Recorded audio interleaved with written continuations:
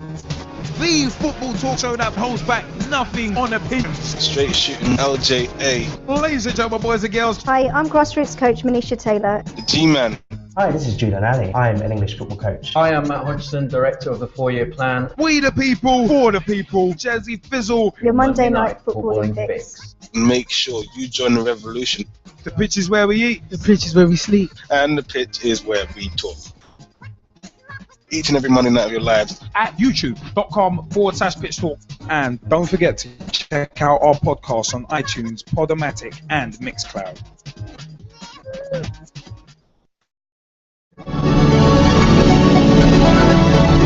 Hello, I'm Rob Perez. Grassroots coach Manisha Taylor. Christian Carambeu. I'm Matt Hodgson, director of the 4-year plan. I'm Rob Lusher. Dave McLaughlin. Andy Copeland from the Glennet Southern Amateur League. Philip Wick, I'm CEO of 14. Former chairman of Ibis FC. Chairman of Alexandra Park FC. And you're watching Pitch Talk. Pitch Talk. The only place to get your Monday night footballing fix. The pitch is where we eat. The pitch is where we sleep. And the pitch is where we talk. Make sure you join the revolution, the football revolution.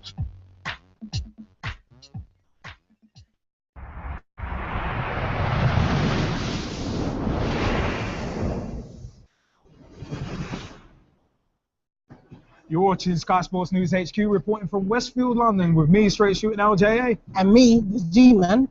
Today's headlines. Manchester United boss Louis van Gaal insists he has no regrets about taking the job at Old Trafford this summer. The 63-year-old looks certain to take charge at Tottenham before the call came from Manchester United. And England boss Roy Hodgson is concerned Premier League clubs are too scared to take a gamble on young home. The transfer window resulted in a record 835 million spent by English clubs, but 530 million of that money went to foreign clubs. That's all from us and the Sky Sports News HQ team for now. Goodbye. Goodbye.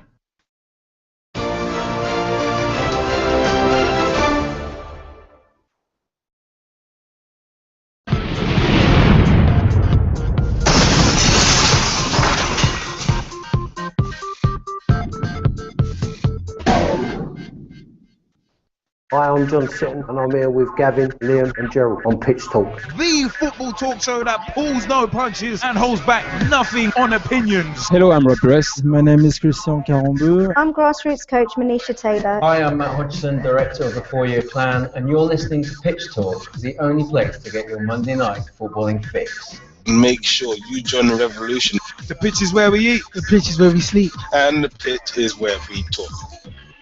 I'm Andy Copeland from the Glennet Southern Amateur League. Philip Wick, I'm CEO of 14. I'm Rob Lusher, former chairman of Ibis FC. I'm Samir Sawhney, co-founder and co-director of Motivate Sports and Fitness. And you're listening to Pitch Talk.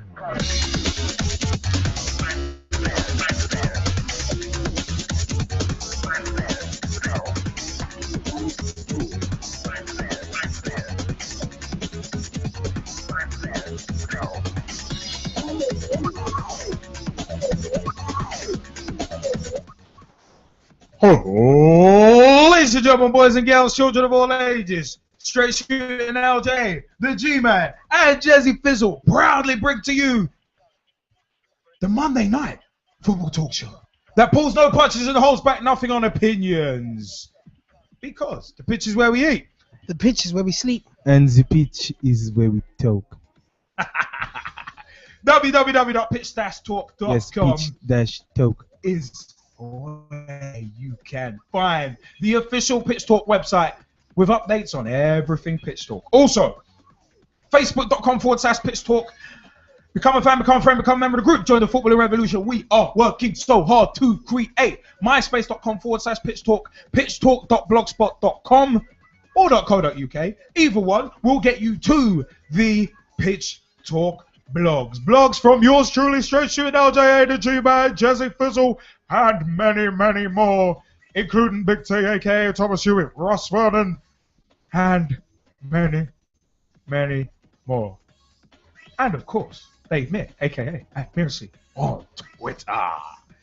So while there was also youtube.com/Pitch Talk. Check out our videos, including the live studio video feeds. That's where we are now. We're on youtube.com/Pitch Talk right now. Also, you can check out the Pitch Talk Meets Interview series, Pitch Talk on the Road, Pitch Talk at the Cup Finals, where we meet you, the fans. Because the fans are what it's all about. A bit Canadian there. We went oot and boot again and again in our full Falcon. An obligatory Sabrina Teenage Witch reference. Yeah, anyway. But leaving that aside.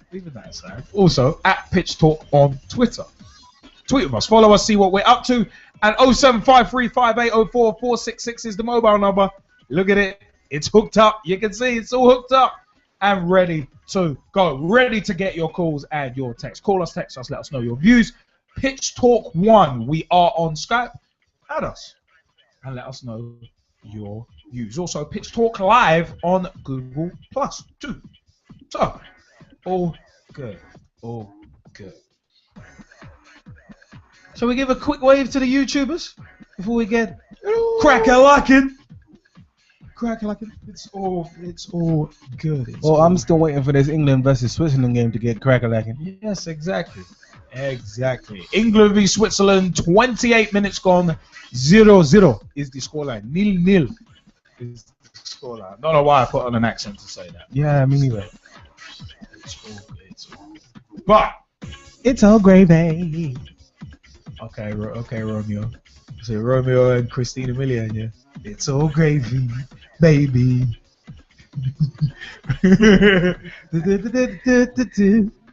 And it's all gravy, baby. That was such a awful song.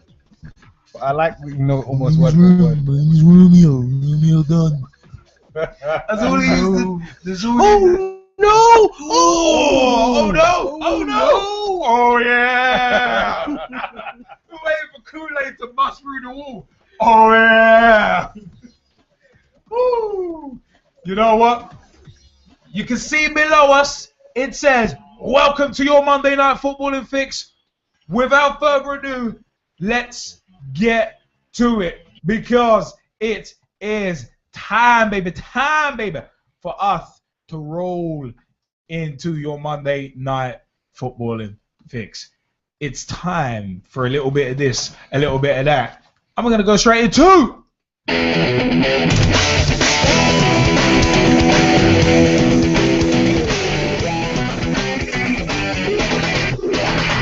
results and analysis.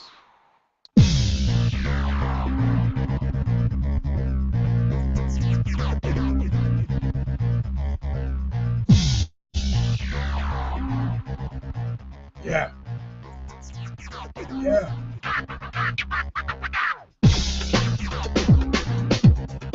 It's results. Analyses. What happened to your voice there? Quite a bit happened to the voice. By the way, before we get into results and analysis, big shout out to Section 357 show, Finn Whiteline magazine, aka @TweetWhiteline on Twitter. Also, motorsports and fitness as well. Motivate SF TV is on YouTube. So get watching. Congratulations to Samir and the crew. They're at Motivate SF on Twitter and Facebook.com/MotivateSF. I think it's www.motivatesf.co.uk. When you get there, tell them that we sent you. Exactly. Big shout out to @Girls on the Ball on Twitter and www.girlsontheball.com. Is it? Oh, okay. These guys are funny.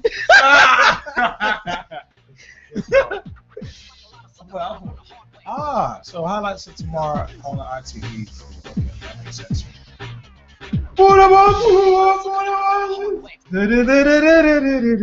But let's get into some results and that. Yes, please. I'll prove myself off. Let's do this.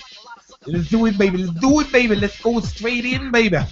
Let's go straight in to Wednesday, 3rd of September 2014 with some international friendlies. We will begin with Russia 4, Azerbaijan 0. Kurzakov scoring on 6 and 12 minutes. Ignashevich scoring on 41 minutes. And Granat scoring on 81 minutes. Lithuania 1, United Arab Emirates 1.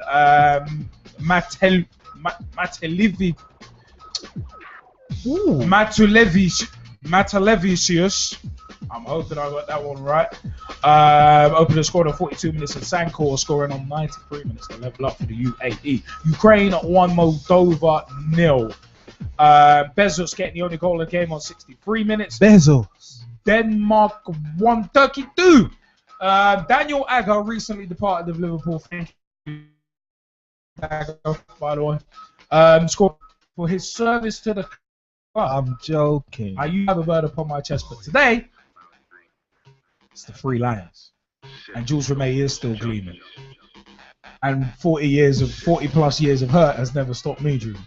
But anyway, Sahan scored on 54 minutes and Tufan scored on 92 minutes.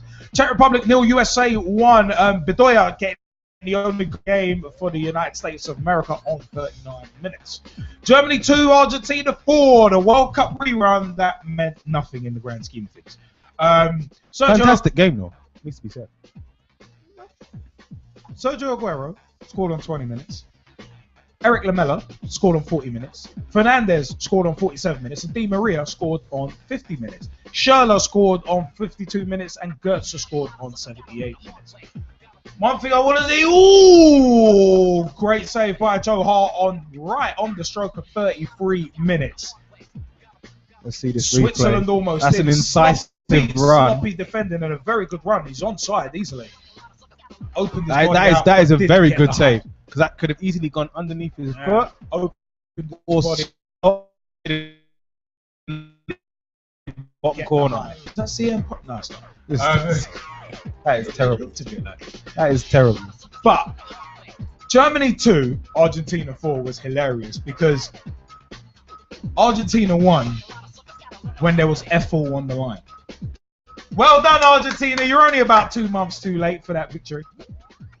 Life sucks, and when you die, eh? Well, I love all the United fans getting gassed or hyped about it. Gassed being the current vernacular for hyped. So apparently, anyway, I don't use that vernacular, so I wouldn't know. Go on, Raheem! Go on, Raheem! Go on! That's a free kick. No, he showed some very good strength there. So it's one of them ones. Bayrami trying to foul the Liverpool man. The little Liverpool man not having a bar of it. Look at him. Well, they're both holding. Not having a bar of it. They're both Raheem holding on to each a other. bar of it. And boy, Bayrami, look at that. Bayrami drops to the ground and tries to pull Sterling down with him. See, that's what happens. People try and drag you down with him. Don't worry, Mr. Raheem Sterling. Don't worry, Reggie. You're all good. You're all good.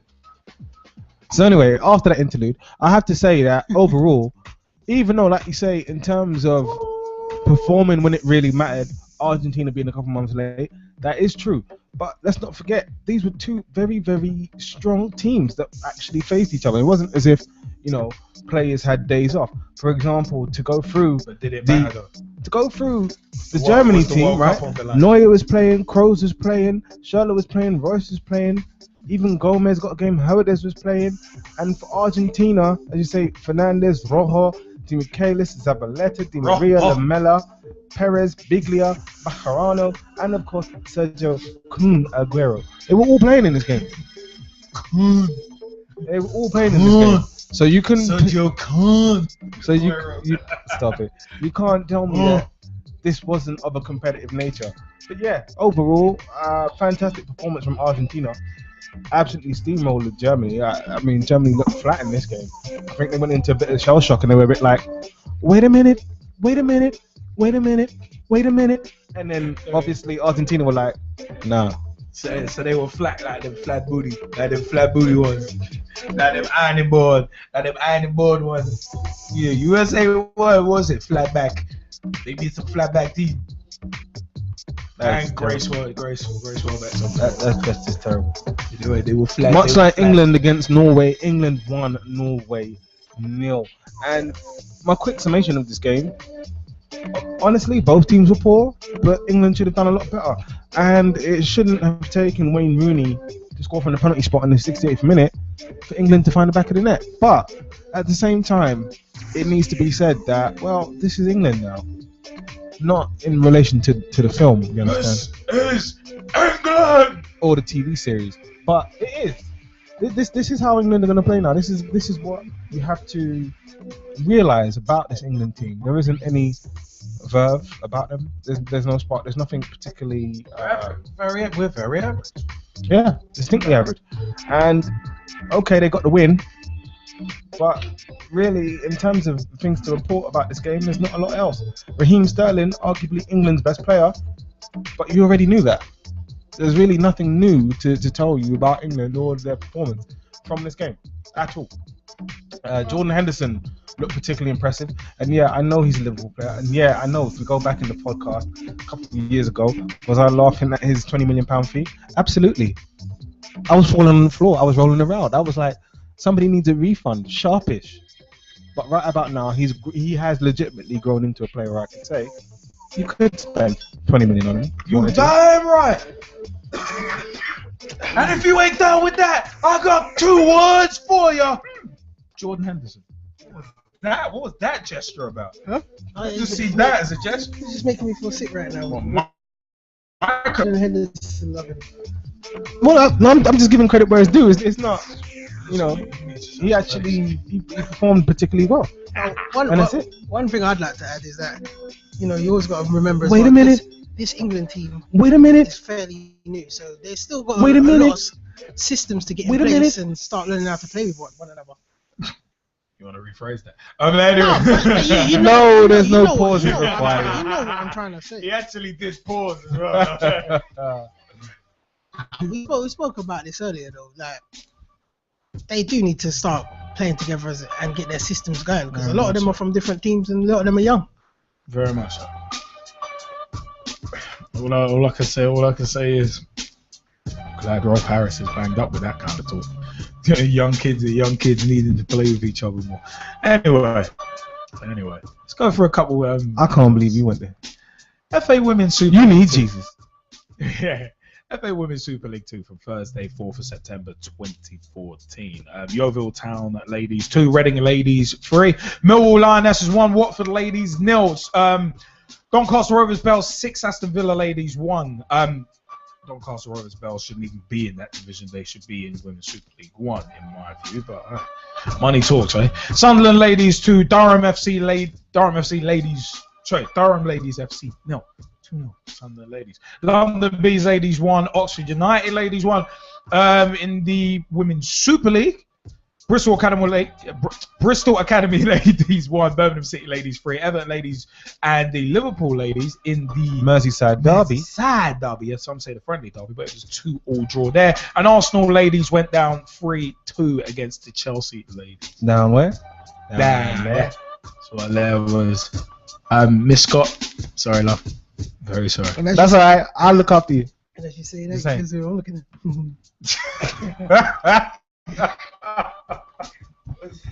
I put a caption. I put a caption. Oh my goodness! That's just very intense focus on the face. By the way, big shout out to Sophie, Rachel, and of course Pish Talk favorite rabbit Scotty. That is all good. That was the Alex Scotland. That's where we work like this. Because Scotty the rabbit was named after Alex Scott. See, we work like this. Stick with me and you'll be fine. But coming back to the international friendlies from Thursday, 4th September 2014. By the way, if you want women's football updates, at Girls on the Ball on Twitter and Facebook.com/Girls on the Ball. Best place to go. Absolutely. One of them was Sophie and Rachel doing fantastic work. Live match updates, getting out the matches as well. Let's go back to the internationals. Because Bosnia-Herzegovina won 3-0 against Liechtenstein. Ibisevic scoring on 2 minutes and 14 minutes, and then scoring on 20.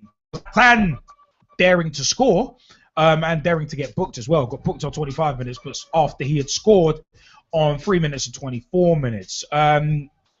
Croatia 2, Cyprus 0. Milan Mandzukic scoring on 18 and 58 minutes. Belgium 2, Australia 0. Mertens scoring on 18 minutes and Axel Witsel scoring on 77 minutes. Had to do the accent for that.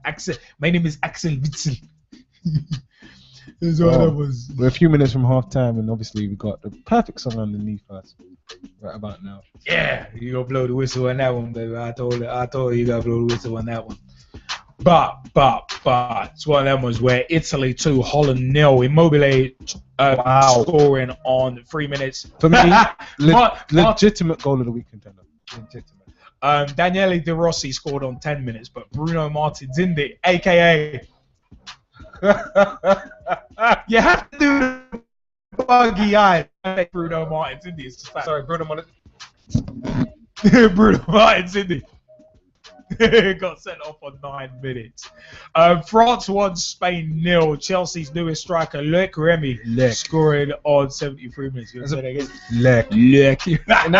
It was a very good goal. I love it. And a neat build-up by England results in kind of an odd save by the Swiss goalkeeper. Didn't seem too sure on that one. No, it bounced right in front of him, but he almost scooped it up. The flight of the ball was a bit deceptive. Dipped just in front of him, I think. I don't know why. It's almost like he tried to scoop it up out of the ground. It was weird. Yeah, no, he was going to try to catch it. Very strange. It bounces. Yeah, that was a weird save. You know whose views on that particular save I'd like to hear? Who? Mr. Jamie Brady. Exactly. Jamie, you want to jump in, seeing as you've seen it as well? No, I've actually not seen it. But I'm just saying, it's just typical of England. Anyway, I've got my view. Oh, and another fantastic save. 42 minutes gone. Was that the Ghana? Yeah, it was. Phil Jones. Or was it Jordan Henderson? I couldn't actually tell. No, it was Phil Jones. You can clearly tell Phil Jones. That's like mistaking Alex Oxlade-Chamberlain for Chris Smalling. More on Oxlade-Chamberlain later on. I thought you was gonna say Kieran Gibbs. Yeah, I was gonna say Kieran Gibbs. No, that's an easy mistake to make. It's been done already. Yeah, I know. Yeah, exactly. Couple round, I'm gonna strike one. All right, well let's swing on. Or Wayne Rooney for Zlatan and Ibrahimovic. Anyway. What? You know what? To that, there is only one thing that can be said to that.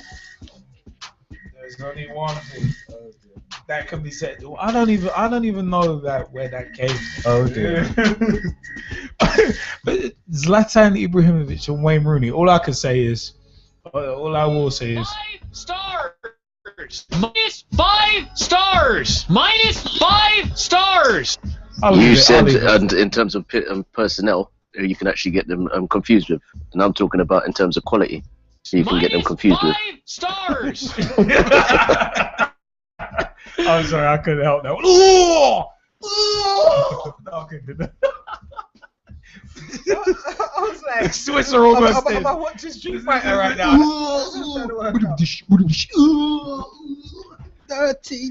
Yoga Flame.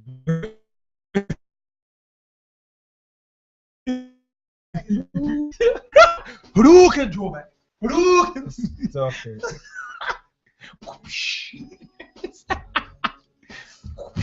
Welcome to your Monday Night Football. I love that. Where's the because the pitch is where we sleep and the pitch is. No, he's gonna do it again. Just do it again. The pitch is where we talk. You know what? Yeah. Yeah, it is one of them ones where. Hold on, is that it? That's 5, 4, 3, 2, 5, 4, 3, 2, 5, 4, 3, 2. Round 1, 5, 4, 3, 2, 5, 4, 3, 2, 5, 4, 3, 2. I've never heard this one. Why do I get the feeling that this is like your just standard ringtone? Panic, boom. Panic, boom. I've never heard this one before. I was looking for a number. Panic, boom, boom. Panic, boom, boom. Panic, boom.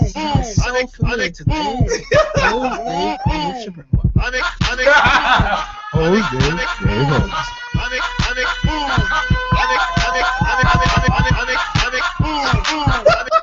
That's not even the one I was looking for. As it happens, that is actually not the what remix I was looking for. But it doesn't matter what remix I was looking for. But that's pretty good though. I'm actually gonna find that one later. But it's one of them ones. Yes. Back on track. We went off track, then back on track.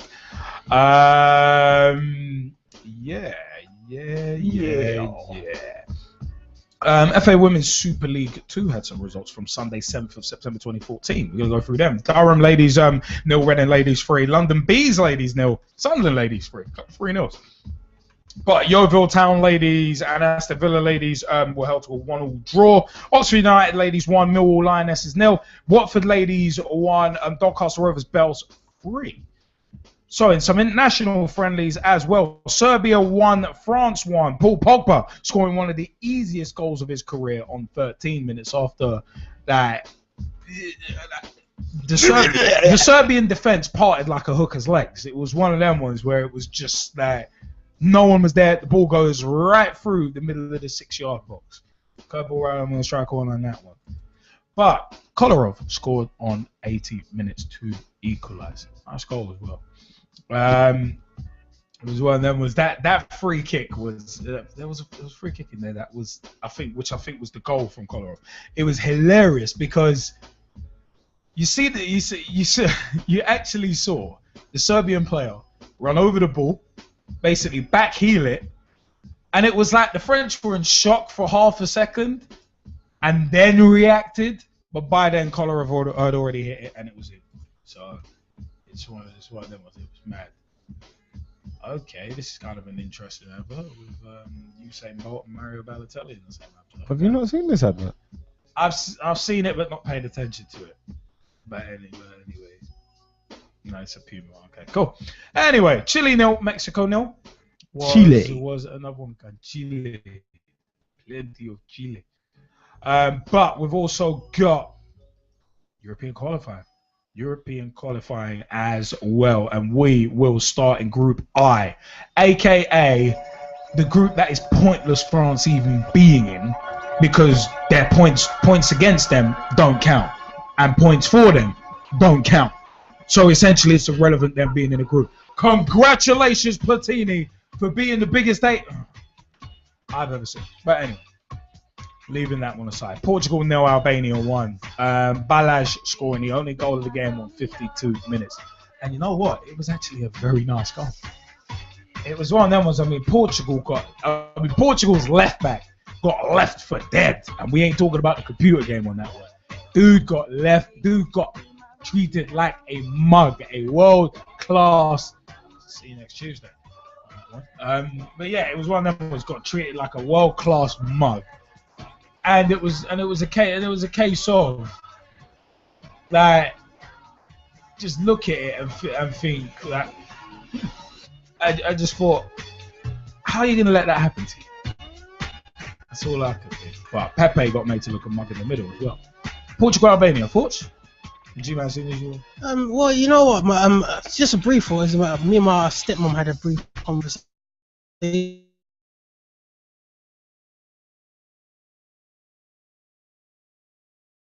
And she must have been in the World Cup. Yeah. So I don't think it's a Ronaldo thing. I just think Portugal, another one of those overrated teams, or overrated teams that just ain't performing. And this is embarrassing to lose to Albania, to be honest. I don't know what your thoughts are about it, Jesse. I think it's certainly a shock result. I will say that. I did not see that coming at all. Wait, sorry, Jesse, what was that? No, I was saying it was arguably the shock result for me. No one saw that coming at all. I mean, I wouldn't. Never. Sorry, I'm watching the Raws and SmackDowns from 2000, and I'm about a month and a half away from. Oh my goodness. But yeah, no, I mean. OWR right there. Triple H Hilton. The other thing as well, it just goes to show the over-reliance of Portugal on Cristiano Ronaldo and how much of a talisman he is for the national team. Now, he as an individual, he carries that aura that puts fear into other teams.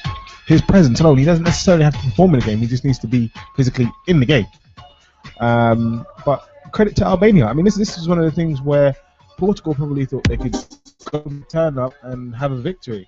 That wasn't the case. So now, you know, this is the beautiful thing about football now, is that, you know, even the so-called smaller sides, the minnows, if you will, you have to be prepared for them, because they will come out and they will play football, because, you know, they've been drilled as a team They're organised, you know. And if you don't take your chances against them, that will be what will happen to you. It's as simple as that. What do you think about them losing at home?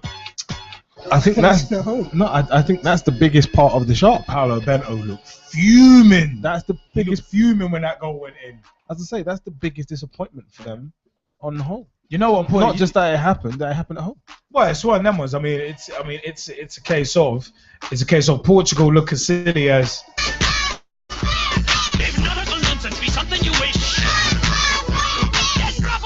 Flop by Portugal. Portugal flop. Portugal flop. Portugal flop. Portugal flop. Portugal flop. It's one of them ones. The fact of the matter is that. I mean, it's one of them ones. I mean, with that.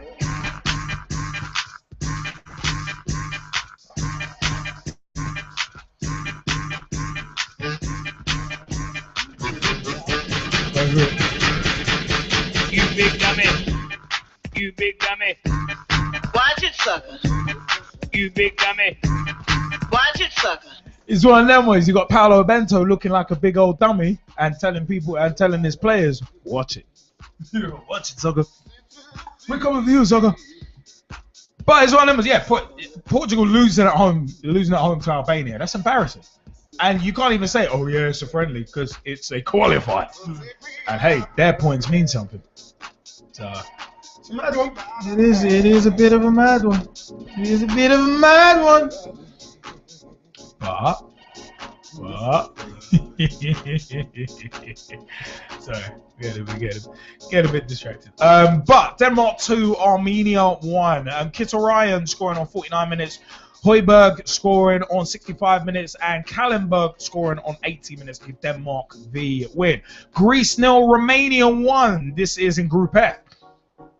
Marika scoring a penalty on 10 minutes for Romania, the only goal of the game. Pintilli got booked and Marcia Marika ended up getting himself booked and then sent off on 53 minutes. So,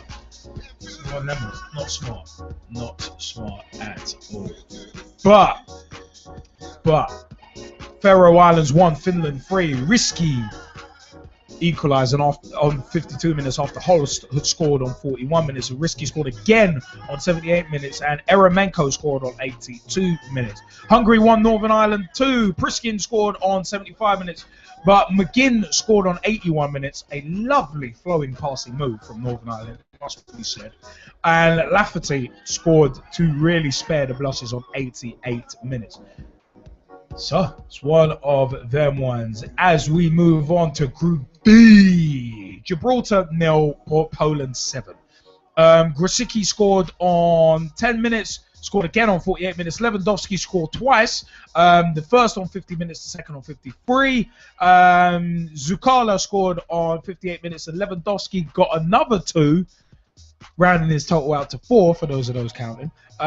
Scored on 86 minutes and then scored on the 91st minute. Almost saying to Angel Di Maria, anything you can do, I can do better. Oh look, it's the advert that we're going to refer to later on in the show. It's tremendous. It is actually quite funny. We'll play it through for you later on. But Cowabunga! I just love Cowabunga! Jamie's got an Albanian friend. That's actually tremendous. They must have been over the wall. Oxlade Chamberlain's funny. I said we will get to that later on in the show. Germany 2, Scotland 1. Thomas Müller scored on 18 minutes. Anya equalised on 66 minutes. Lovely low finish to equalise, but Thomas Müller scored again on 70 minutes. Scraptastic goal as well. Charlie Mulgrew was sent off on 93 minutes as well. Excuse me. Now, Georgia 1, Republic of Ireland 2. Aidan McGeady scored on 23 minutes, scored again on 90 minutes, and Kriashvili scored on 38 minutes. I thought that was Fabio Guarini in that goal. Are you sure that it wasn't? With his missus? I told you that wasn't Fabio Guarini. No, I'm kidding. But Georgia Republic of Ireland. You were talking, G-Man. You were talking about Aidan McGeady's goal, right? Oh yeah, I've got to say that's a sweet goal. Could potentially be my goal of the week, to be honest. Fantastic volley. It was nice. It was nice. JBK, Jamie Bailey, you wanna jump in? Well, I was gonna say there's two men to talk about, but there's only the one with Aidan McGeady getting a brace. Jamie, have at it. Easy on that conversation there. Easy now. Selling the rib, I love it. Go ahead, have at it, man. Have at it. Georgia Republic of Ireland. I think Martin O'Neill and Roy Keane have actually sort of worked out what might be the way forward for the Republic of Ireland altogether. In terms of players, though, I think we're still struggling in terms of who's actually our best 11. We still seem to be bringing back Robbie Keane, and he's not going to be around forever. I think in general, though, McGeady's two strikes after so long where he's been told put the ball in the back of the net just to prove it. I think his time at Everton might just actually proves worth something, because I don't know what happened out in Moscow, but he kind of lost it once he left Celtic, and it would have been nice. It would have been nice just to have more than just the two on the scoreboards, but I think in general we just have to go with it and take it to the next game. And you have to hopefully, go. Well, you have to go with it because the match is finished. Well, in terms of that, I mean more towards the next 3 games, which we do have Scotland away and Germany at home. Wait, you want 2 goals from 3 games? No, say that again. You want 2 goals from 3 games? No, I just want positive results in all 3 games. I'm playing about it here. No, of course. There's 2 interesting games coming up.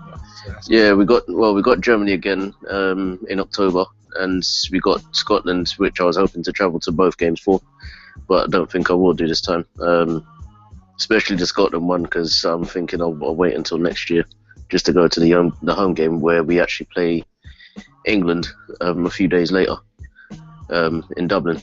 So it'll be interesting to see how that plans out, considering that Dublin's going to be littered with a bunch of English fans.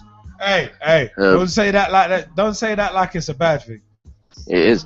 Or it be a case of don't take this double crooked letter whipping personally, son.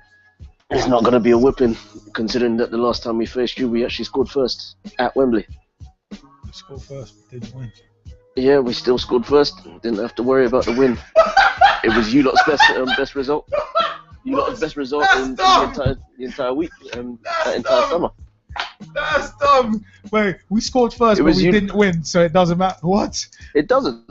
You lot's best result during that entire summer was against us. The rest of it was a joke. It was 2012. You lot didn't do anything. No, actually, it was 2013. Your entire campaign was just based on a few results. I love the fact this dude is ripping England. Yeah, how many? I can. No, you can't. You support. Yeah, mate, you support Republic of Ireland. You've qualified for what, like 2 tournaments in the past 15 years. Mate, how are you gonna take the mickey out of England? And the expectation on us is a lot more different to you lot. But how are you gonna take the mickey out of England when before 2012 the last tournament you qualified for was what? We don't come up with 2002. a fantasy about winning everything when we're meant to be the top guys in the world. Yeah, I can talk about England, considering that your fantasies are basically something that happened, nearly 50 years ago now? Have Republic of Ireland actually ever won a national trophy? Actually, let's not get into that because we all know the answer. Life sucks, and then you die. Sam Greenham, you wanted to, Sam Greenham. Wait, Jamie. Sam Greenham, you wanted to jump in just as the second half has started between Switzerland and England. Sam, do you want to jump in? Yeah, it was just on the first goal thing. I suppose if Hull scored the first goal at Wembley in the FA Cup final, it's all right. We lost the FA Cup final. We scored the first goal. That's all that counts. All that counts. Well, I was going to say the result is all that counts. So, yeah, it's one of those. Let's roll with it. By the way, international friendly today, South Korea 0, Uruguay 1 as a full-time, and Vargas scored the only goal of the game on 69 minutes, aka Big T's favorite. But there was also Russia-Liechtenstein as well. But some of the games that are actually currently going on: Spain 3, Macedonia 1, Luxembourg 1, Belarus 0, Austria 1, Sweden 1, Estonia 0, Sweden 0, and Austria, Sweden. That makes no sense. Jamie, I think you might need to update some of those results, because Jamie's given us a few results in the as Will Shea goes close. Jamie's given us some half-time results in the Skype chat, but Sweden are there twice. I'm seeing Austria 1, Sweden 1, and Estonia 0, Sweden 0. I don't know how you can be in two places at the same time, but anyway. Caballero Mill strike one, thank you. San Marino 0, Lithuania 2. Montenegro, well, Montenegro have 1. Don't know how many Moldova have because of a typo. And Ukraine 0, Slovakia 1. So yeah, okay. That's a thank you JBK for those. Even though there were a couple of typos in there, appreciate it anyway. But you know what?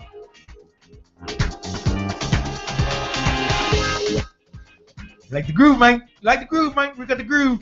We got Latin horns in the background, baby. Latin horns in the background, baby. But you know what? We gotta pause those Latin horns from metal music.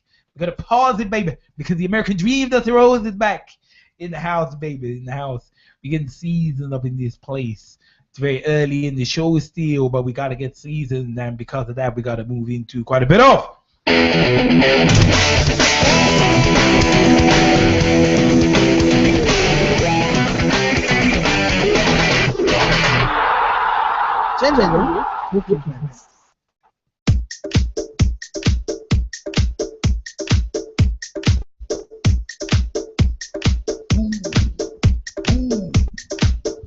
Ooh, dig it.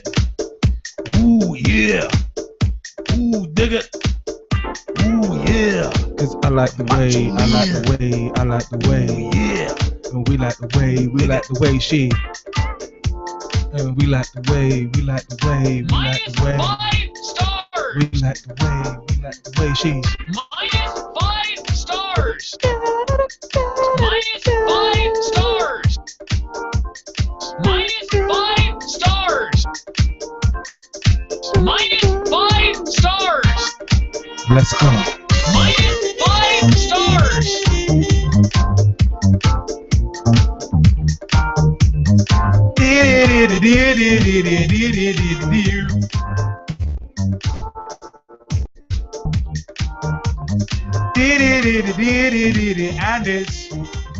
And it's General Talking Points. This is Pitch Talk, and it's time. We gotta let that come back.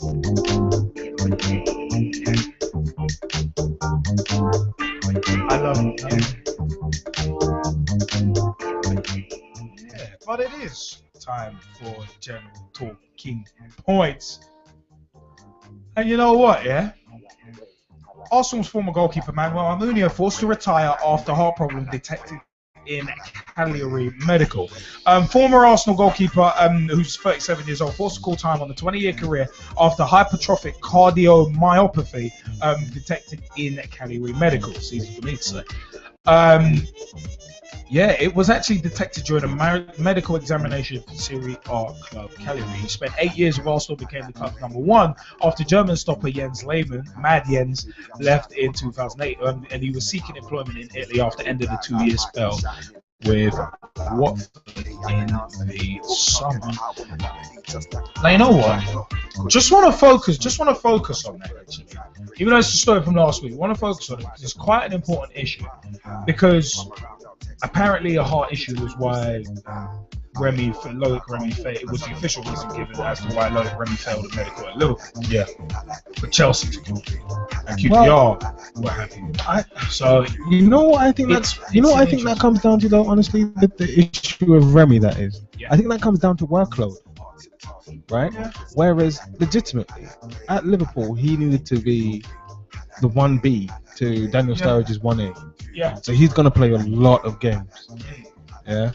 And Liverpool's style of play is very, very intense. High pressure, high pace. 1,000 miles an hour all the time. If he has a heart condition, is he able to do that on a consistent basis, especially to the level that Liverpool, with their system, that they require? I think the honest answer to that is no, and that would explain why Liverpool would pass. Oh, very close to Sterling there. Great build-up play, by the way. Sterling actually airshot him. Rooney was fouled in the build-up to that, by the way. Just want to point that out. Airshot. Airshot. Bayrami was right behind him. But going back to my point, I think that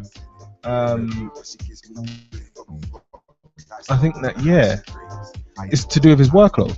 Whereas at Chelsea, I know he's come out and he said, "Oh, I'm not going to be on the bench," blah blah blah. Oh, he will be. Come on. Yeah, he is. He's legitimately the third choice. It's Costa, Drogba, then him. And the thing is, he shouldn't, with the heart condition, if that is actually true, then he needs to be managed. And the way to manage him is to give him the last 10-15 minutes of games after, nice impact. Oh yeah. After Diego Costa's literally battered most teams into submission anyway. And then of course there's the odd cut game here or there. Yeah. Which is absolutely fine. I don't. I thought Welbeck had been Steinerized. Sorry. Steinerized. No, the Frankensteiner. Steinerized. But anyway, OWRs are plenty. But yeah, so I think Chelsea are able to manage him better because, as I say, the main two are Costa and Drogba. So coming back to the Almunia issue, though, it's a case of it's interesting that it's only really kind of come up when he's 37. Yeah. Rather than 17. Well, it could have been late onset. Yeah. Could have been late onset. The other thing is, if it is late, and if it is one of them late onset ones, it's a case of Almunia's smart to retire as soon as he's found out about it, because with all due respect and reverence, you wouldn't want to have another situation similar to what happened to Fabrice Muamba a couple of years ago. Of course. You never wish that upon anyone. Not Vivian Foe situation that could happen. That could happen as well. So it's one of them ones. If you can manage it and be careful with it, then that's definitely the best thing to do. So I think it's one of them as Almunia's been smart to retire. Absolutely, but I think the other thing as well, with incidents like what happened to Fabrice Muamba, and of course the unfortunate events regarding Mark Vivian Foe as well, right? I think now football as a sport, football clubs as employers, are now paying a lot more attention to those issues. Yeah, have to. Because they have to, as you say. And now more and more players are getting screened. More and more players are finding out that they have these conditions, and more is being done to protect them, which is fantastic. Yeah. As you say that though, like football clubs being more aware. Just playing devil's advocate, yeah. With Loic Remy, just going back to that point. Yeah. What if he was to and fall down with heart problems, heart conditions? Yeah. But he's there playing at Chelsea. Yeah. He falls down, and they've got to sign him after knowing the full effects of the illness that he has. Right. So is that due care and diligence? Should they be taking more due care and diligence? I see the point that you're making, but the other thing that I will say about that is, in terms of his exertions during the game, it's so monitored live that there would be no way. Like, for example, if he was to come on in the last 15 minutes of the game, really, try to impact the game, like really overextend himself, if you will, and then of course something as unfortunate as that were to happen, who's to blame for that? That's one of the things that would have occurred naturally anyway, if you see my point. He could have been overexerting himself doing anything else, and that could have happened to him. So based on that and that alone, I would have to say no. I don't think it's negligence on their part. But Not in that scenario. The only other thing that would solve that problem, as you pose it, would be for Lek to actually retire. Yeah. No, but would you then say, as a player, if he found out that he has this illness, Yeah. it's more of his issue if he doesn't want to quit, lesser than the club. I think it's a joint effort between the player and the club in terms of how he's managed, and that's why I was pointing out that realistically speaking, he's not going to play anywhere near as many games. He's not going to be anywhere near a focal point. So because of that, the club are able to manage his condition. He's able to be effective in short bursts, whether it's one game every 3-4 weeks or 2-3 months, in terms of him starting and playing a full game, or him having substitute appearances that are limited to 25 minutes at most. If that means that he's able to prolong his career, then It's not even prolonging his career. I think it's one that was prolonging his life and safeguarding his life, which is the more important. Talking about his life. I mean, right? your career is one thing, but health is wealth. No. But talking about his life, as I say, that the best thing for him to do in this scenario that G-Man has proposed would be for him to, as I say, retire. But pride is a very, very powerful thing, and I think he honestly believes that he can still be an effective footballer. He doesn't believe within himself that this has any significant bearing on his ability as a footballer. And because he doesn't believe it, Chelsea are inclined to believe him. That's why they spent the money. It's not as if Chelsea couldn't have gone elsewhere and bought somebody else to fill that role. It's not as if they couldn't have gone to the youth team, for example, and picked any random youth team player and said, right, we're going to promote you. You're the number 3. You know, make sure that you score when you get your opportunities, and that's it. You know. Well, in terms of scoring when you get your opportunities, Rooney to Sterling to Welbeck, and a nice counter-attack finish. 57 minutes again, and the G-Man, you wonder why he's gesticulating. Arsenal's newest signing, Danny Welbeck, scored. So, England lead 1-0. Well then, boys, well then. Very, very good. But coming back to the serious issue in terms of hearts, there is actually a foundation called Heart for More, and one of our friends on Facebook, Mr. Ravit Anand, at Ravit Anand on Twitter, him and Toby Alabi of who was an ex-player for Millwall, basically have set up a website. And that website, that website is Heart for More. It's the link that we've got is Toby Alabi, TOBI Alabi ALABI .com, TobyAlabi.com /heart for the number 4 more. The foundation, the Heart for More Foundation, was founded in February 2014 by Toby Alabi following the ongoing Let's Change the Game campaign that started in November 2013 and is incorporated into the foundation's aims regarding heart conditions in football and society. Their 3 aims are, number 1, to bring necessary changes to the game of football in the form of more regular and in-depth screenings, all while educating players and individuals in the game on cardiac-related issues and how to react to them. The second, to educate the general public on cardiac-related issues, encourage the public to get screened and provide them with a centre to get screened or organise community heart screenings, to empower and inspire young people through Toby Alabi's story, making them understand that one setback is only a setup for a major comeback. So I like that as a line. And number 3, the third aim, various community events incorporating football as a main driving force for change within the community. As we all know, football is the most influential sport in the world.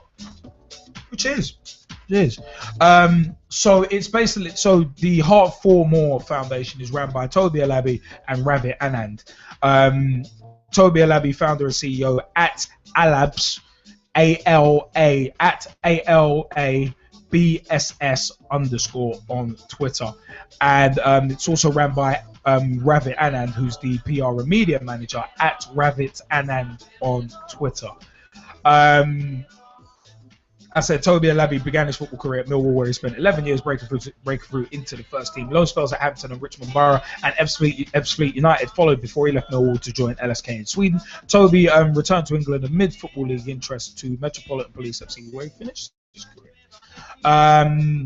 Rabbit Anand has a journalism background with PR industry experience. He first met Toby 2 years ago, interviewing him on his time in non-league football whilst on loan with Hampton. The two met following Toby's retirement to discuss making a change in football. PR for Toby to date includes local and national newspapers, radio, and online video interviews and TV appearances with Vox Africa, Sky Sports News, ITV, and BBC.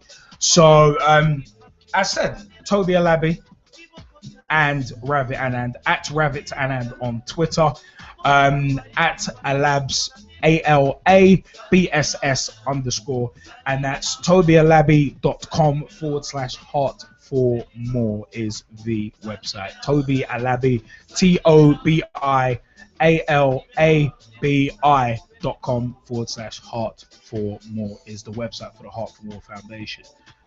Now, the thing is, the thing is, the G-Man, you're terrible! No, it wasn't That it is was me. Jesse. It was me. Oh, man. No, man, come on. No! He hate me. But As Trick Daddy would say, let's go! oh my god! Mate, he called a press conference to say he retired from going down. Going down for a kebab buffet. But yeah, anyway. Now you know what? The fact of the matter is, coming back to the serious issue, Heart for More. That's a fantastic initiative. Go and follow it. And also Ravit Anand does football exclusives as well, which is about non-league football. He gets out films the games as well. So very interesting stuff. So shout out to him. And the fact of the matter is, it's a very serious issue. You get one heart, you got to take care of it. And there are so many things out at the moment that can affect your heart. And it's a case of you've just got to take so much care of yourself.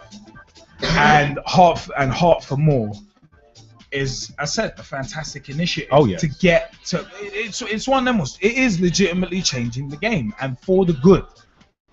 So it's very interesting. That hash, let's change the game. It's a fantastic hashtag. Yeah, that's where it should be. Speaking of hashtags, at hash Pitch Talk Live is ours. So let's get that spread. But I mean, Tom Wood, you've mentioned something in the Skype chat. Would you like to articulate it for the people? No, you can read it.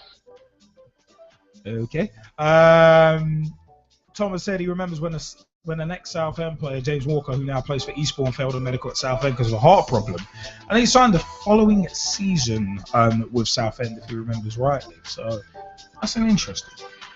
Well, the other thing to point out about a lot of these heart conditions, right? Unless of course they're congenital, which means they're born with them. Some of these may end up resolving themselves. Some of them could be stress or physical exertion related. Maybe some of these players actually need a break from football and physical exertion. So in terms of training, in a lot of cases it could be down to overtraining over the course of their career or a period of time. So if they have a break, some of these issues could be resolved. Yeah. Some of them, not all of them. Well, it's pedal to the metal, but all the time in football. So that's one thing, but I think that more. I think that the more is being done to help players, the better. So as you say, Heart for More, absolutely fantastic.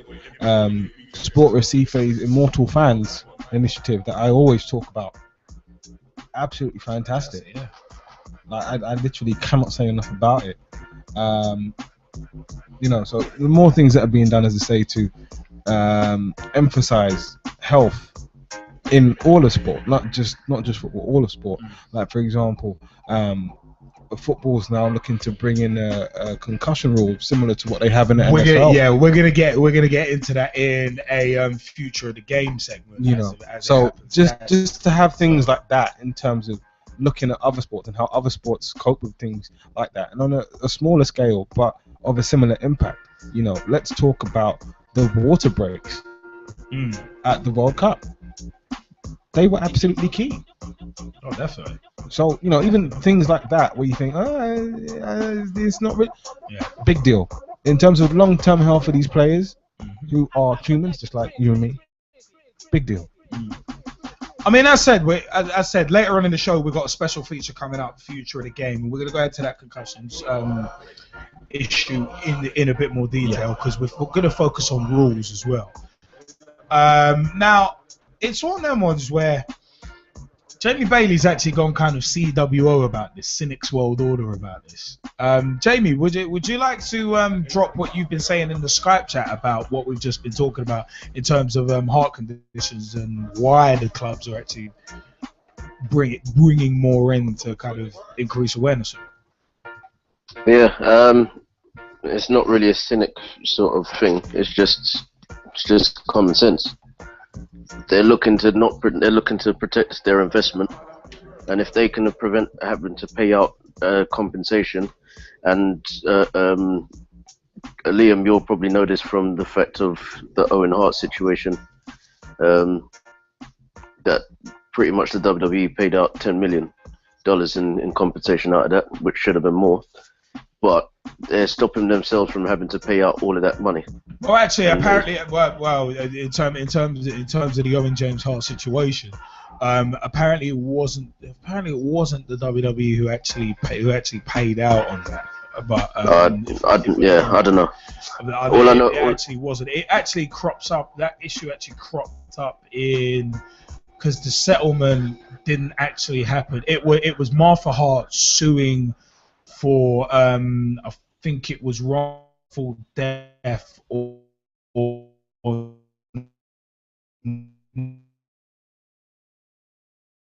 negligence on part of it. Well, that's what it was.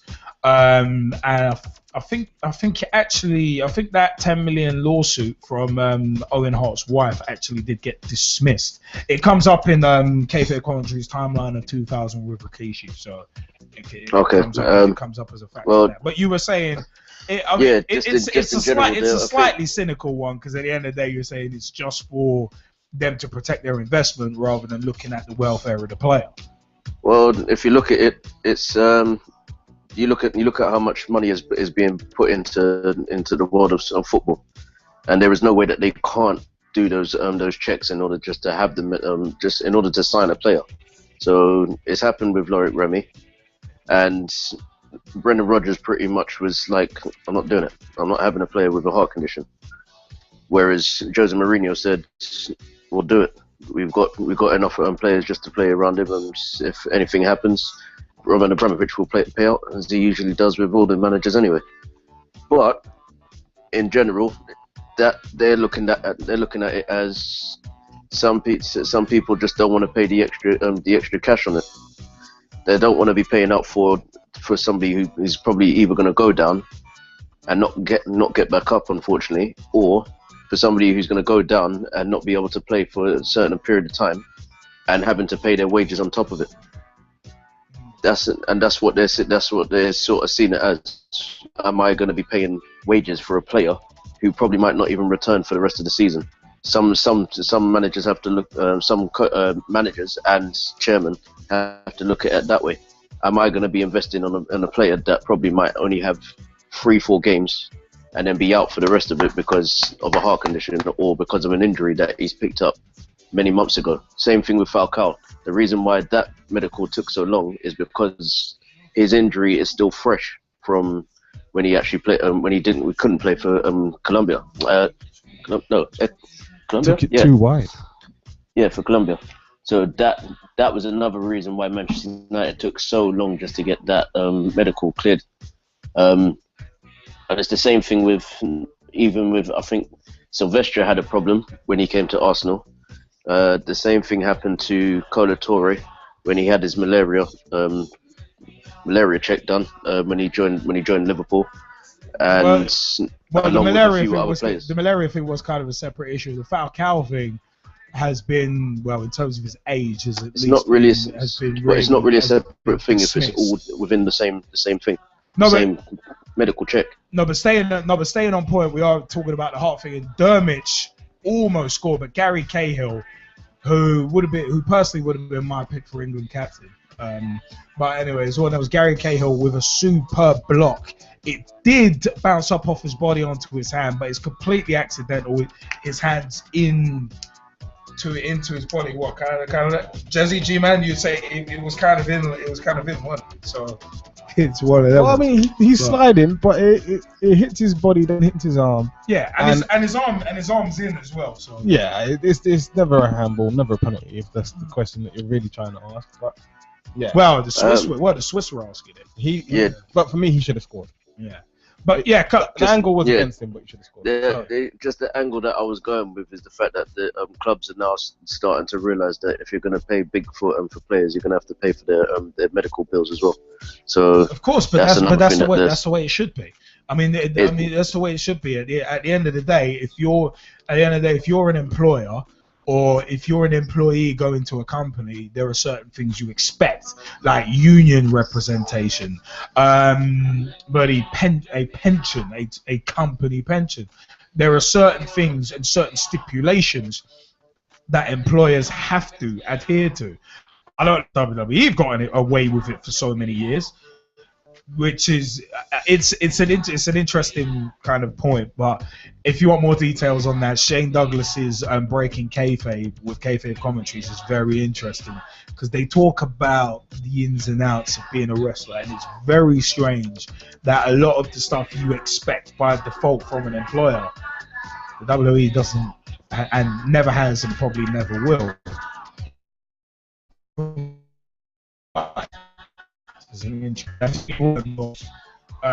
Having to have, obviously having to protect your investments is a bit of a cynical way of looking at it, but at the same time, certain clubs do stuff benevolently, so it's one of them ones. But as I said, coming back, the Heart for More Foundation with Ravi Anand and Toby Alabi, fantastic initiative. So, speaking of the future, future in football, QPR, Queen's Park Rangers, £6 billion West London revamp to create homes, jobs and a new stadium. This from City AM last week. From September 4th, 2014, a vast area of West London looks set to undergo a massive regeneration program that could see 24,000 homes being built and 55,000 new jobs created. It's fantastic. Sounds it anyway. Hundreds of acres of brownfield around Old Oak Common near the site of Wormwood Scrubs Prison could be transformed as a result. There's a joke in there somewhere. I'm trying to find it. It's one of them ones. The £6.2 billion plan is being spearheaded by Premier League football club QPR, which will deliver more than 50,000 newsletters to homes and businesses in West London as part of a consultation this month, which they're actually doing now. QPR's own development plans include new 40,000-seater stadium, together with a wider package of homes, jobs, and community facilities. The club is aiming to create a new destination in London, dubbed by its chairman, Tony Fernandez, as the new Queen's Park. There's already a Queen's Park. We don't need a new one. But anyway, Tony. The club's plans are just one part of what could be an enormous transformation of the area. Fernandez said the new stadium will become a focal point, hosting not just football but other entertainment and community activities for residents and visitors to enjoy. Now, QPR have a number of partners for their plans, including Stadium Capital Development, headed by Anthony Spencer, who led the development of Arsenal's Emirates Stadium, and also where were we on that one? Yeah, and the building of the over 3,000 homes nearby, so on the old Highbury plot. Donnelly has said.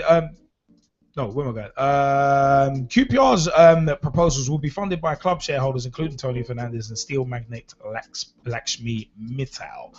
But QPR face a rival proposal from local car dealer Car Giant, which owns 45 acres in the area.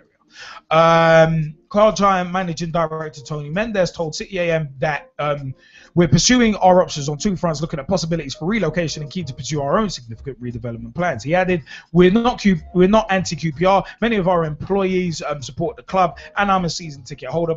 But we're committing to getting the best outcome for our business." He's miles offside.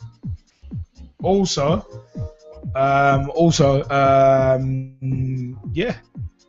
It's one of them ones. So, landowner blocks QPR stadium goal. This is from September 5th, 2014. Oh, I think he was that's level. Switzerland hit the bar. Bloody hell. Tony Fernandez faced a formidable obstacle to his vision for a new stadium for QPR. So, as said, it's one of them ones, man. But Car Giant, a local retail company and the biggest landowner on the proposed West London site earmarked by Tony Fernandez, is refusing to give ground to the billionaire owner of Air Asia. So, Mark Donnelly, QPR's chief operating officer, said the club had begun buying some land, but added the relocation of Car Giant was a critical factor. We are not in active discussions with them at the moment. We would welcome the chance to talk to them in the future. So, in terms of the future, it's an interesting one because QPR, it's far from a done deal in terms of them. They've been looking at plans for ages to make a 40,000 all-seater stadium, but now that those plans are getting close to reality, as Jagielka comes on for Phil Jones, it's a case of QPR are facing, well, they're against Car Giant, so which is a giant obstacle. I see what you did there. Yeah, it's a big obstacle. But the fact of the matter is, it's a case of if hopefully QPR can strike up some sort of deal with Car Giant, because a regeneration of that area around Wormwood Scrubs would be fantastic for that area. Oh, absolutely. I mean, with White City, with Wood Lane, with Westfield round there, it would be very, very interesting to see that. But we're seeing quite a few football clubs starting to try and build for the future. Brentford are building their new Lionel Road site, which should be ready in a few years' time. I've got the letters about that for a while ago. So they're building for the future. I think they're building a 20,000 seater stadium. So it's a case of with the QPR deal. I'm hoping that they can get something done with Car Giant. It's like, why not work together rather than trying to do everything on your own? Not even because it's going to be a lot more expensive, but if you're partnering up with other people, it just makes sense to partner up and help each other out, because repeat business keeps everyone in business. I mean, you could see something like, say, QPR striking up a sponsorship deal with Car Giant and then working and helping each other. QPR on the advertising hoardings promoting Car Giant, and Car Giant supplying them with a good deal on valet parking, for instance, or something like that. Yeah, or so there's ways. The stadium, there's the stand, like the some Car Giant stand. Yeah, some sort of affiliation. Yeah, not necessarily renaming the arena like the Emirates or the Etihad. No. Although you could do that. Could do that. So there's ways that you'd hope they can work together. Yeah, I mean, rather than saying we're not doing this. There's no particular reason why you couldn't have, say, for example, just throwing a name out there, Charlie Austin, do some promotional work for Car Giant. Could do. No reason at all. Or Harry Redknapp, for example. Yeah. They could recreate his transfer deadline day thing that he always does. There you go. Harry's transfer deadline day, sponsored by Car Giant. Not that I'm going to throw those ideas out there for them to use them and not pay me royalties, but you know what I mean. Say those ideas ain't free. You can send us a charitable donation. Exactly. Pitch Talk sponsored by Car Giant. That would be interesting. But I said there are ways that we've just a number of ways that these entities could work together to find a solution, because it would be best for the area. That's the thing. Regeneration on a general basis is good. So, get the local businesses working together. Repeat business is what keeps everyone in business. But in terms of regeneration, there's a question here. In terms of regeneration, Loftus Road. Well, basically with Loftus Road, as Jesse will well know, there's no space to expand. None whatsoever. Just like Stamford Bridge, there's no space to expand. You can't go left, you can't go right, you can't go north, east, or west, because at the end of the day, you've got housing, you've got houses, you've got a school. I think it's either a school or a Montessori right next door. So you can't expand. So there's two ways. The other side is where the 283 goes down the Bloemfontein Road. Yeah. So you can't expand that way. And the other way, South Africa Road, houses there again. Yeah. So you can't expand. Either way, you can't expand. It's very similar to Stamford Bridge in the fact that one side is Fulham Road. The other side is train station. The other side is Fulham Broadway, is the Fulham Broadway Centre, and the back end I think is houses. Actually not even the houses. It's the district line and the houses. So you can't. Those are two grounds you can't expand. So you might be able to go upwards, but how far up can you really go and maintain structural integrity, especially in times of like strong winds and that? Yeah, it's a danger. So that would be the problem with doing it with Loftus Road. From what I can see, anyway. I mean, if they do move, right? Just the talk of how many jobs and homes for the area. Jobs. I mean, here's my thing. If that is in partnership, say for example with Hammersmith and Fulham Council, and let's say even 25% of those homes are available through things like part rent, part buy schemes, strictly for people in the borough. Yeah. That's absolutely massive. Well, there's a lack of housing in London anyway. So to create something like 55,000 new jobs and about 20,000 new homes. See, it's brilliant. The one concern for me is just congestion. To be honest, well, the area. Well, there's a stipulation in here that the area would be served by a transport interchange for Crossrail and the HS2 high-speed rail network.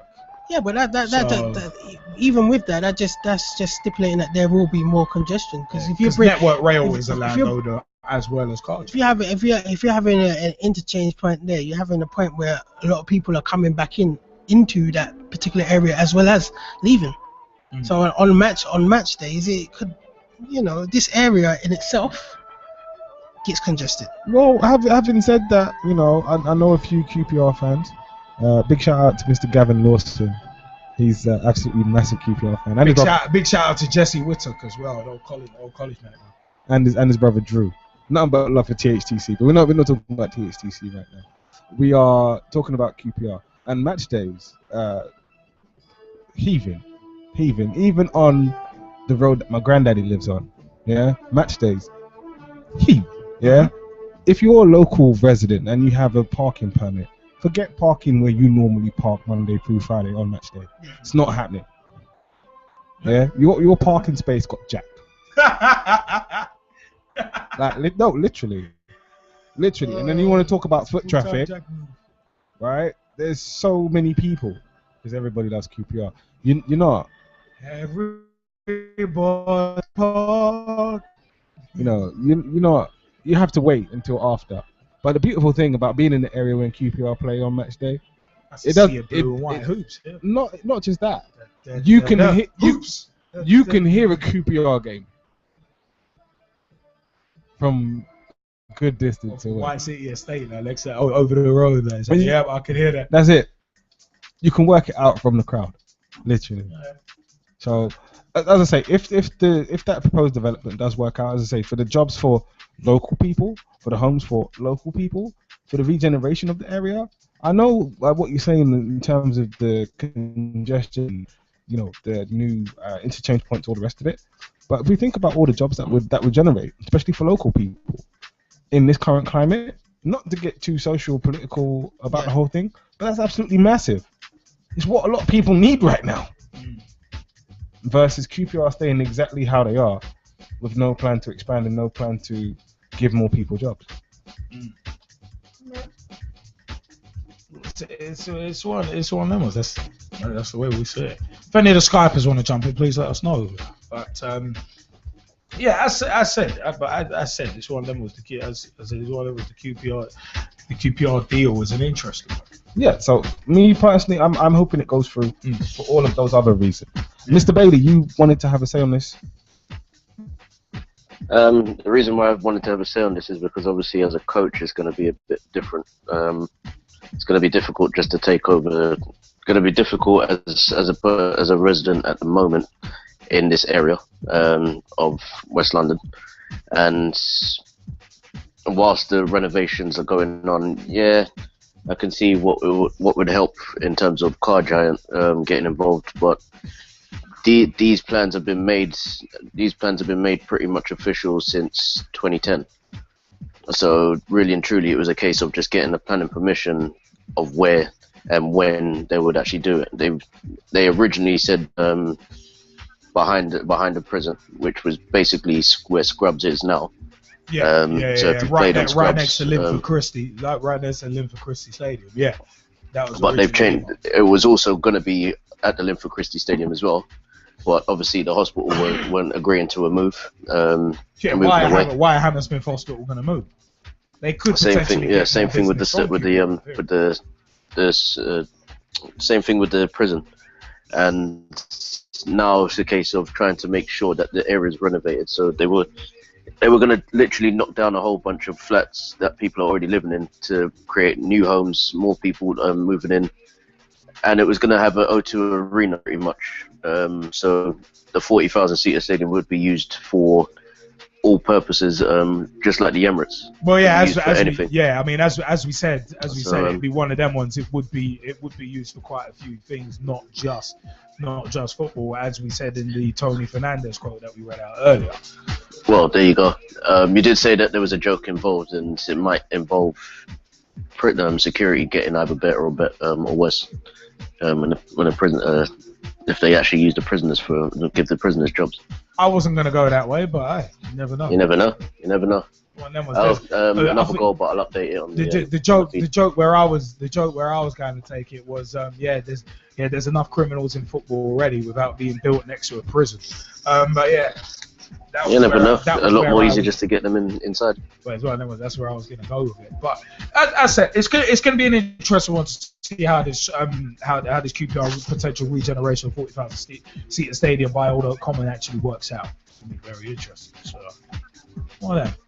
But you know what? Yeah, we are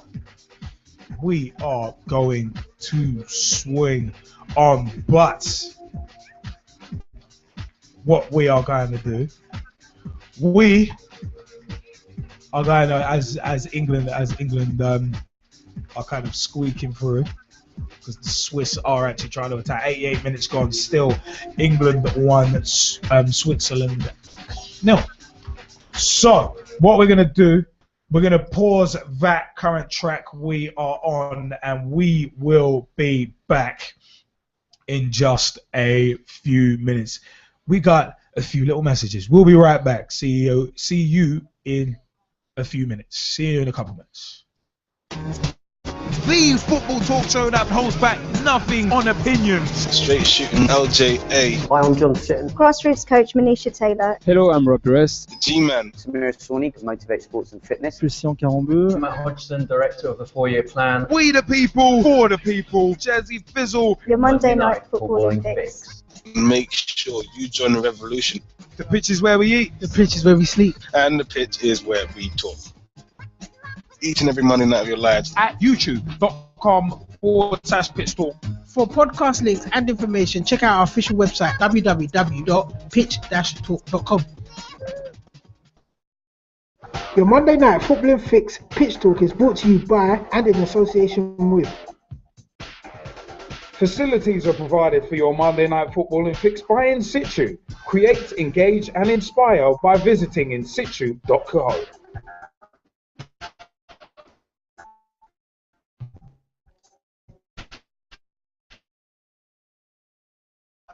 Simply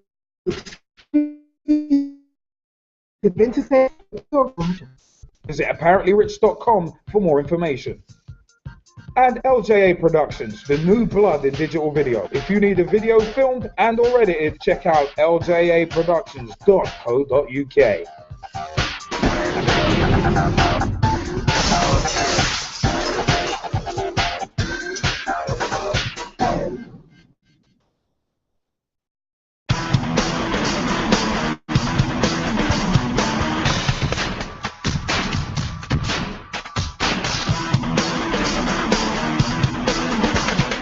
LJA Productions, the new blood in digital video, offering video production services such as video editing, video encoding for the web including YouTube and Vimeo, audio recording, filming of interviews, promos, live events, and much more.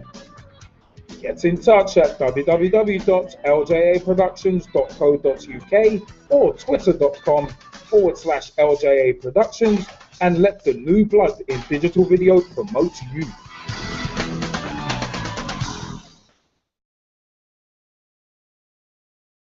Pitch Talk is brought to you by and in association with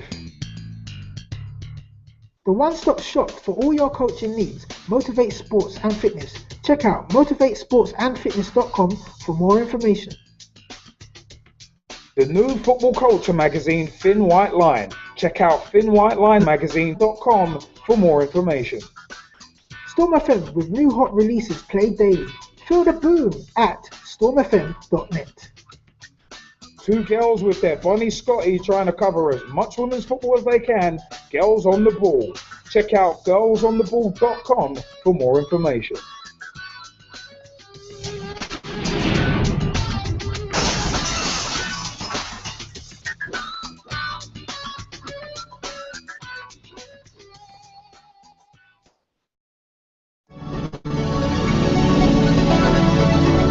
Hello, I'm Rob Perez. Grassroots coach Manisha Taylor. Christian Carambeu. Matt Hodgson, Director of the 4-Year Plan. Dave McLaughlin. I'm Rob Lusher. Andy Copeland from the Glennet Southern Amateur League. Philip Wick, I'm CEO of 14. Former chairman of Ibis FC. Chairman of Alexandra Park FC. And you're listening And you're listening to Pitch Talk. The only place to get your Monday night footballing fix. Because the pitch is where we eat. The pitch is where we sleep. And the pitch is where we talk. Make sure you join the revolution, the football revolution.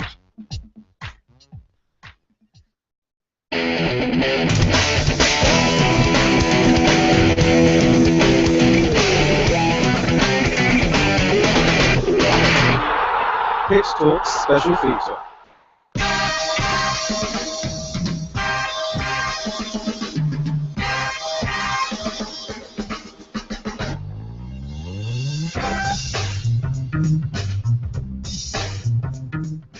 We are back with your Monday Night Football and Fix Pitch Talk, the football talk show that pulls no punches and holds back nothing on opinion. Why? Because the pitch is where we eat. The pitch is where we sleep. And the pitch is where we talk. Yeah. It's all about it. Yeah. So, Lemos, we are your Monday Night Football and Fix, and the fact is our special feature this week is there we go, and Danny Welbeck has his second goal into the same corner, bottom right hand corner, as Hodgson pumps his fist in the air. It's funny how the G-Man's opinion of Welbeck has totally come over. That's what I'm saying.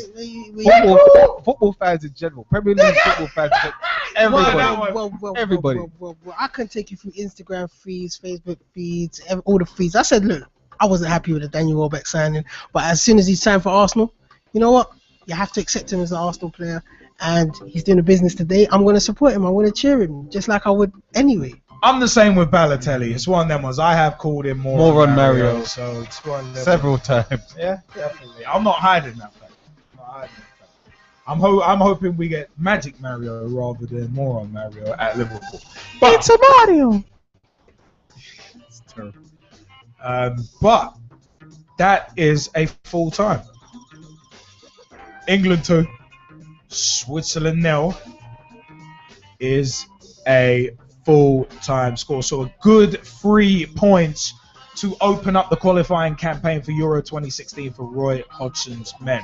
So to all you moaning about the Norway match and the result and the performance in that, shut your face. Because when it matters, we've got a qualifying win. How many points was the Norway game worth? None. How many games was this worth? 3. So it's one. They mean how many points? But anyway, how many points? Look. Here's my thing. I was one of those people. And we can rewind to the beginning of the show if you want to. that said, yeah, England were kind of meh, and they shouldn't have taken Wayne Rooney from the penalty spot in the 68th minute to go and get a goal in the game. It might have been an abject performance, but at the end of the day, it was a friendly that didn't really matter. And Which then is we true, come but into a qualifier, competitive game, we get all 3 points. Yeah, but you still want to maintain and develop form. Well, form in friendlies means bugger all. We beat Spain 1-0 in a friendly. No, but I mean form going into qualifying. What did we do and what did they do in the World Cup? Form going Pretty much bugger all. Bro. Form going into a qualifier. That's what I mean. That's what I'm talking about. Right now, in regards to this game, yeah, I'd say England did just enough. Should they have done more? Arguably, yes. And that's the point I would make. But then, having said that, though, we can go back to expectations for England in general. Why is it that everybody just assumes that they're just gonna go to Basel and beat Switzerland? It's not a done deal. It's not a foregone conclusion. So, as you say, the mere fact that England won, congratulations to the players. Very, very happy for the fans. Being one of them myself, I say it was a good result.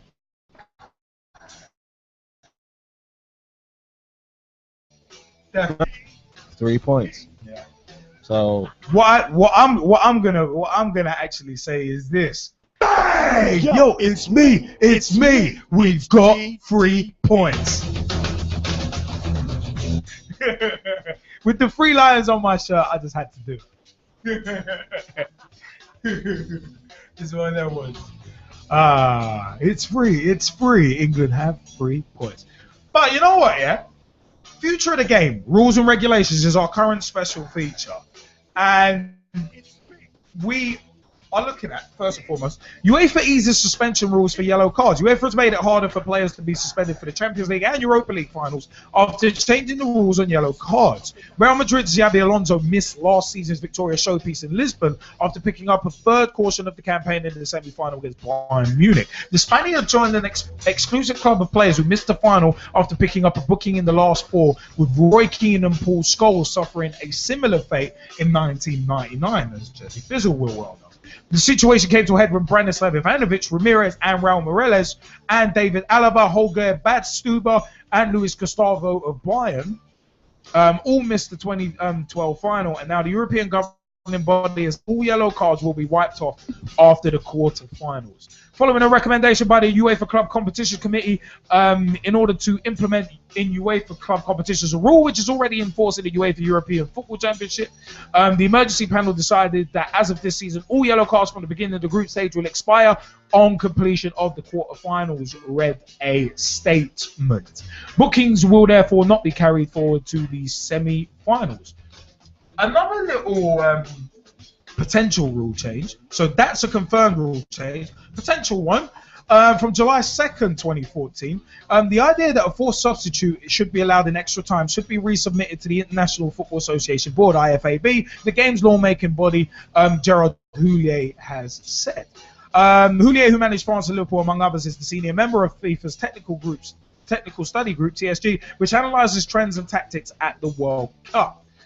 He told reporters at FIFA's daily media briefing that he was in favour of a forced substitute if it would help maintain the game's entertainment and intensity.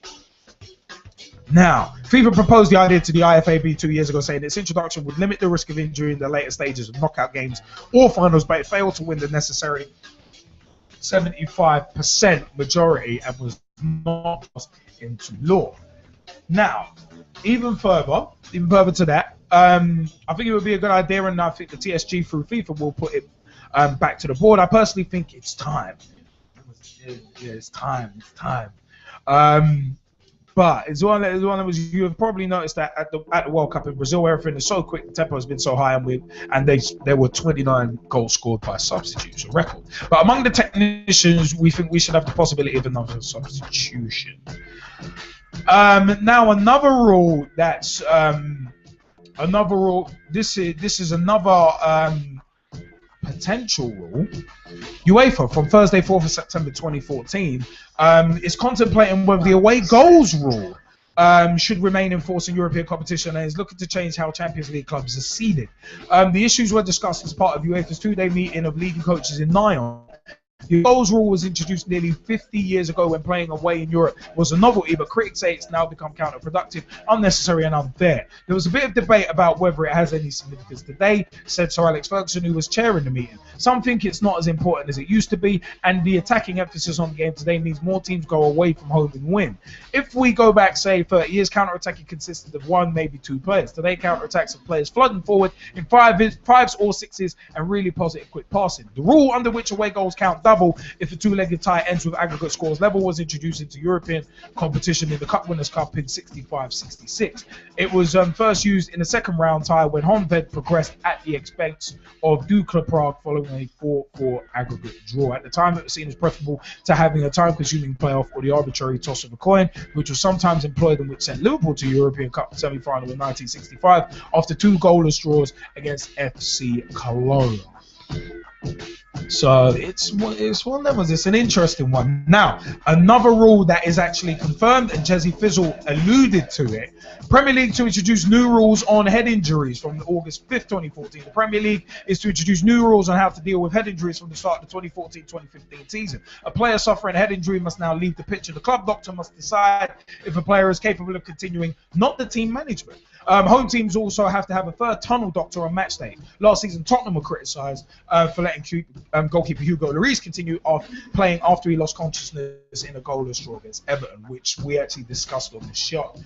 The new concussion measures at a glance. A player suffering a head injury must now leave the pitch. Team managers or coaching staff will no longer decide if a player continues to play, and the final decision will be with the club doctor. Smart.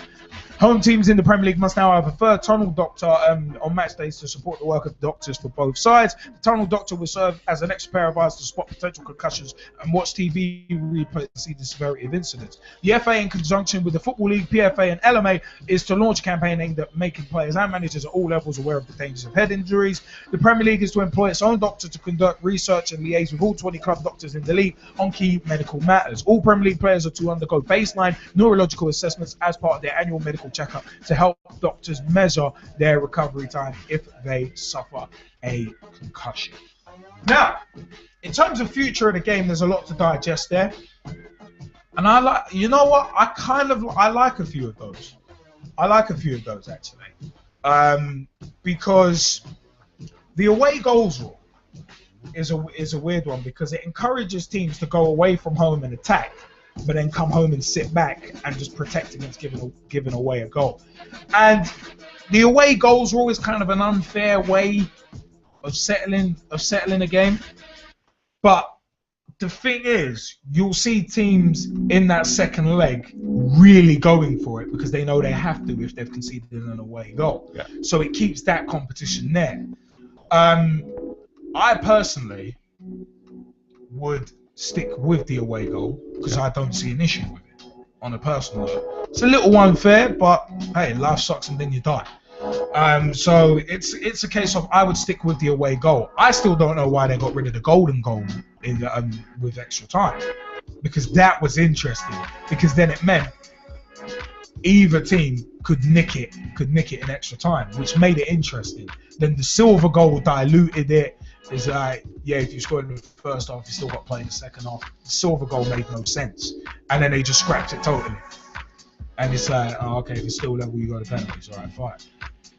But I used to like golden goal because it would be a case of both teams would have to go at it to score. That's what I liked about it. So it's one of them ones. I see the away goals I think should stay in place personally. With easing the suspension rules for yellow cards, I'm in agreement with that. Because having a player getting booked on the Tottenham procedure, getting booked in the semi-final, and then missing the final, however innocuous the booking, it's still going to take you out. Little unfair. And especially thinking, I have no sympathy for Chelsea at all. Disliking the club, everything. But the fact of the matter is I felt for Branislav Ivanovic because Jeff Shreves was a world-class prat. Not the word to say, but it's really rubbing it in that Ivanovic was going to miss the final. And can you imagine being a crucial member of that team, getting booked, however innocuously, look at Oxlade-Chamberlain and Kieran Gibbs, the mistaken identity thing. You get booked on mistaken identity and miss the final. I think it's a bit harsh. So the bookings getting wiped after the quarterfinals, I'm in agreement with, because the top for me it should actually be after the group stage. I would look at it as after the group stage you should wipe the bookings, but quarterfinals makes more sense, because if you get a couple of bookings in the group stage and they get wiped, then what? The first round, then the quarters, then the semis, you could still get 3 bookings on the road. So wiping them after the quarters actually makes most sense.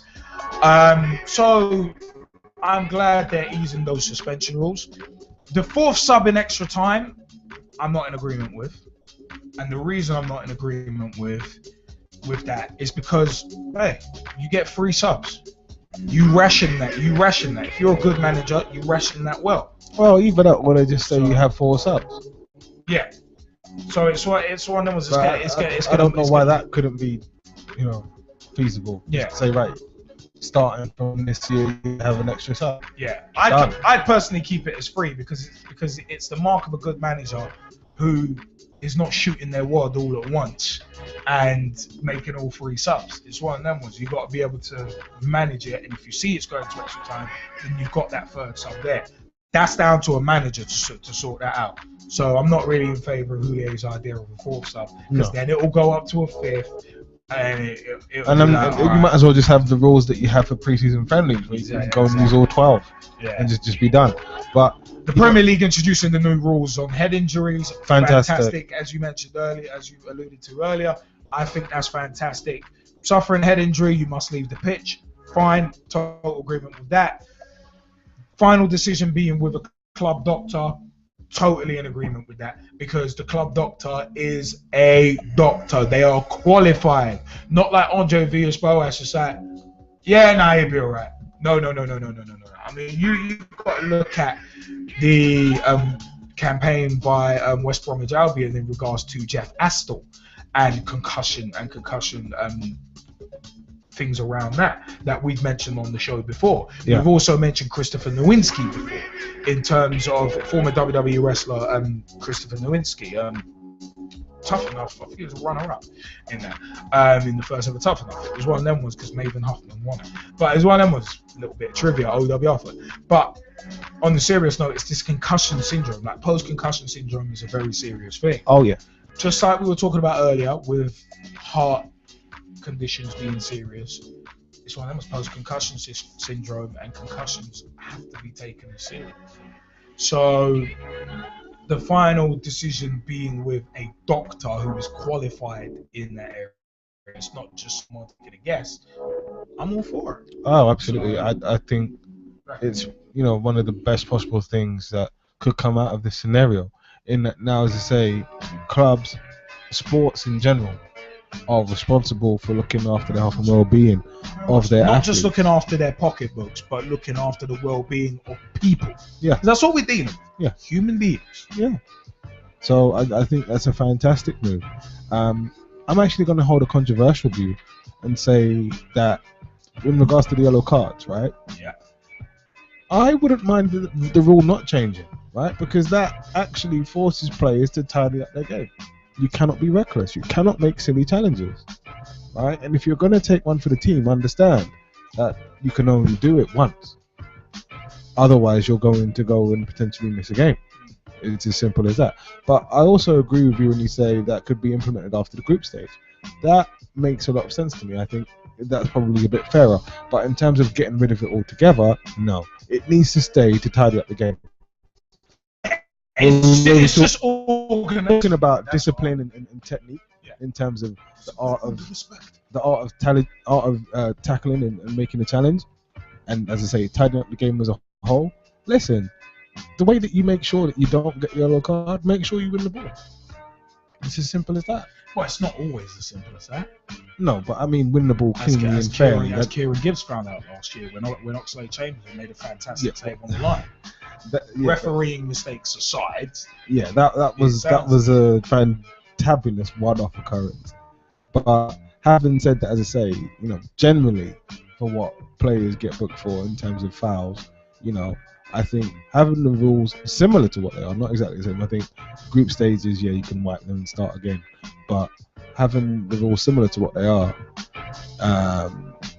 it means that the players have to step up their game in terms of what they do, in terms of the quality of their challenges and tackles, and taking fouls on behalf of the team. Dissent as well. All of that stuff. All of that stuff has to be tidied up. So if you keep that rule and enforce that rule, that means to say that things like dissent can't get away with that anymore.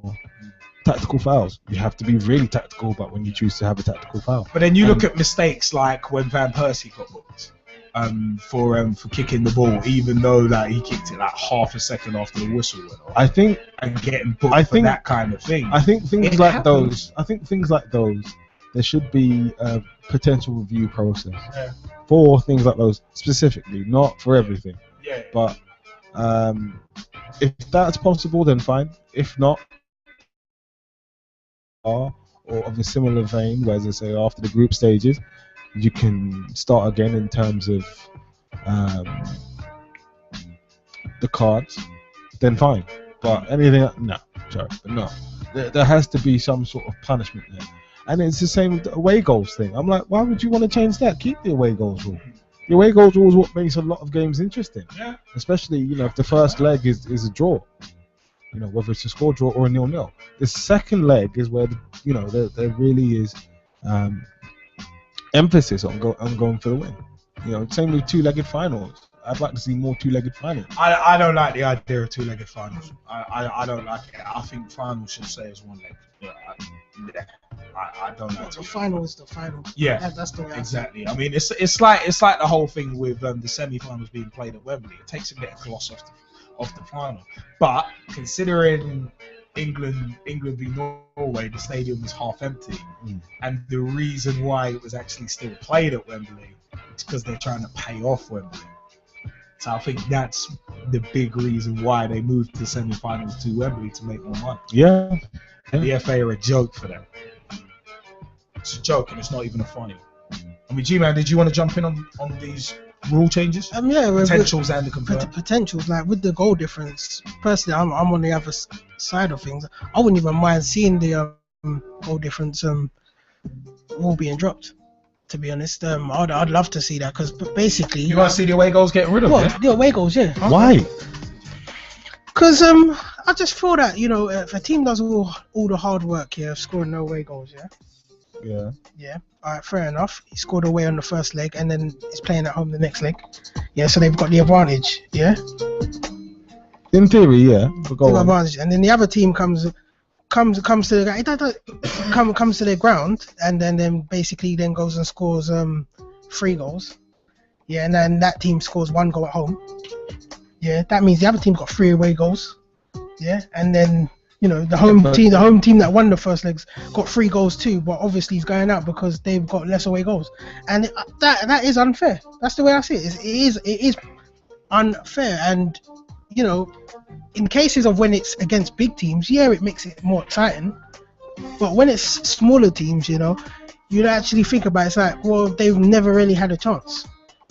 I disagree with That's that. how sometimes I look at it, personally. I disagree with that. And the chance that they had was in the first game. If it ends... That's why you have 2 games. To me, if it ends 3-3 over 2 legs, it ends 3-3, you then go into extra time, and then you then go into penalties. That's how it should be. Depending on how the goals... I say penalties is the best way to end the game, to be honest. Yeah, but how's that fair? That's just lottery. It's a lottery. Wait, it's a lottery. That's even less fair than away goals. It's very. I would agree with that, because the lottery, both teams have an equal chance of winning. It just depends on your takers. No, but the other thing as well, right? Your undertakers even. Terrible. But with the 2 games, as I say, you have equal chance in both of those games to score the goals. I don't think a 2-legged final. Yeah, wait. It's the same. You can say it's the same difference. We are used to it. Yeah, we are used to the away goals rule now. But it's one of those things. Yeah, without it, it doesn't really make a difference, as well. Well, it does because it means that a team could sit back and just try and nick a late goal, and that's it. What? Without the away goal? Yeah. Yeah, but at the end of the day, if you've played the first leg, yeah, and just say Team A have won 1-0, yeah, you're going to say Team A are going to go in the next leg and try and play for the draw, where the other team are going to try and win. But they'll just sit back. They just sit back, but they're going to do that with away goals anyway. They're going to try and sit back anyway. They do. Because a lot of teams we see that anyway. No, but it's one of them ones. A lot of teams will be like, right, the away legs first. Let's try and get a goal, so they'll be attacking. Yeah, and then when they go home, yeah. Apparently they'll be at home, be more comfortable when they attack more, but they don't. They tend to sit back. Yeah, understandable, but they get the other team so coming that's out. where I'm saying no, but leaving that's gaps where I'm behind. saying it's the same sort of difference. But I'm just saying the way it goes to me, it does just seem unfair, because at the end of the day, you know, if two teams finish 1-1 over the course of 2 legs, or 2-2, 3-2, 3-3-3, it's like just going to penalties, going to extra times, going to penalties. There's, you know, for me it's an unneeded stipulation. Liverpool Ludogorets next Tuesday in the Champions League. You say yeah, I say nada. Doesn't really matter, because let's see what FIFA does on that. But that was terrible, man. No, but yellow card thing, I agree with you. I don't think it needs to be changed. I think it is the rules. You know, we've seen some great players miss out on finals. And as I say, that's the price that you pay. Yeah. Like there has to be some kind of consequence. You said like, one key thing there. A lot of these players that make these challenges, they're tactical challenges that they're making, and they know what they're gonna do. Like Gazza when he started crying that time thing. It was a sloppy challenge, but it's in your mind as a player. He's like, I'm gonna try and get that ball, but really and truly, where you've done that foul, as where a player, yes. you knew you was gonna foul that person, but you didn't really have to go for it. And the key, this is the key thing I look at it. In the final, FA Cup final, Vieira, you remember that Ryan Giggs goal? Yes. And he basically ran it through the Arsenal team. Vieira basically hand gifted him the ball. Yeah. And he ran it through the team, and Vieira had the chance to chop him down. That's a decision where Vieira could have got sent off if he chopped him down, potentially saved Arsenal just to get to penalties. But he let him go. What happened? It was history. And that's the beauty of the game. That's the beauty of the game, because players, Roy Keane and Vieira, when they done that episode on ITV, they look back on that, and it was like Keane was like, yeah, I would have just chopped him down. Yeah. Do you get me? So for me, that's the beauty of the game. That little things like that. You know, you missed the final because you made that extra effort, which led to you getting a yellow card. So yeah, as I say, for me, that rule can stay. Now, in terms of seeding, yeah, I actually agree. What does the seeding actually mean now? What does it do now? Well, it's one of them ones. Like country protection, I can understand. That bit of it, I get. But the seeding, I mean, the seeding basically, it essentially keeps the cream of the crop at the top, because whoever is doing well in the Champions League year on year are always going to be top seeds. So your top seeds are always going to be the same. So you're always going to get the same kind of games in the second phase of the Champions League. So I think the seeding does need a bit of a rethink. Yeah, me too. I think in that way. So I mean, I would say the seeding is a bit archaic, it's a bit antiquated. So I don't know what you guys think. No, as I say, I think, you know, to shake things up, definitely, because apart from, as you say, country protection, what does it offer? Like, country protection makes sense. I totally agree with that. But in terms of anything else, no, actually, I want to see some different games every year. I don't want to see the same predictable games year in, year out. That's the whole point. That's the whole appeal of the Champions League. Yeah. You know, like once the season starts, before even the first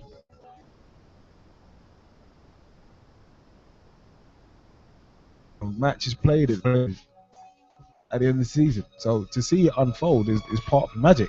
So I'm like, with that in mind,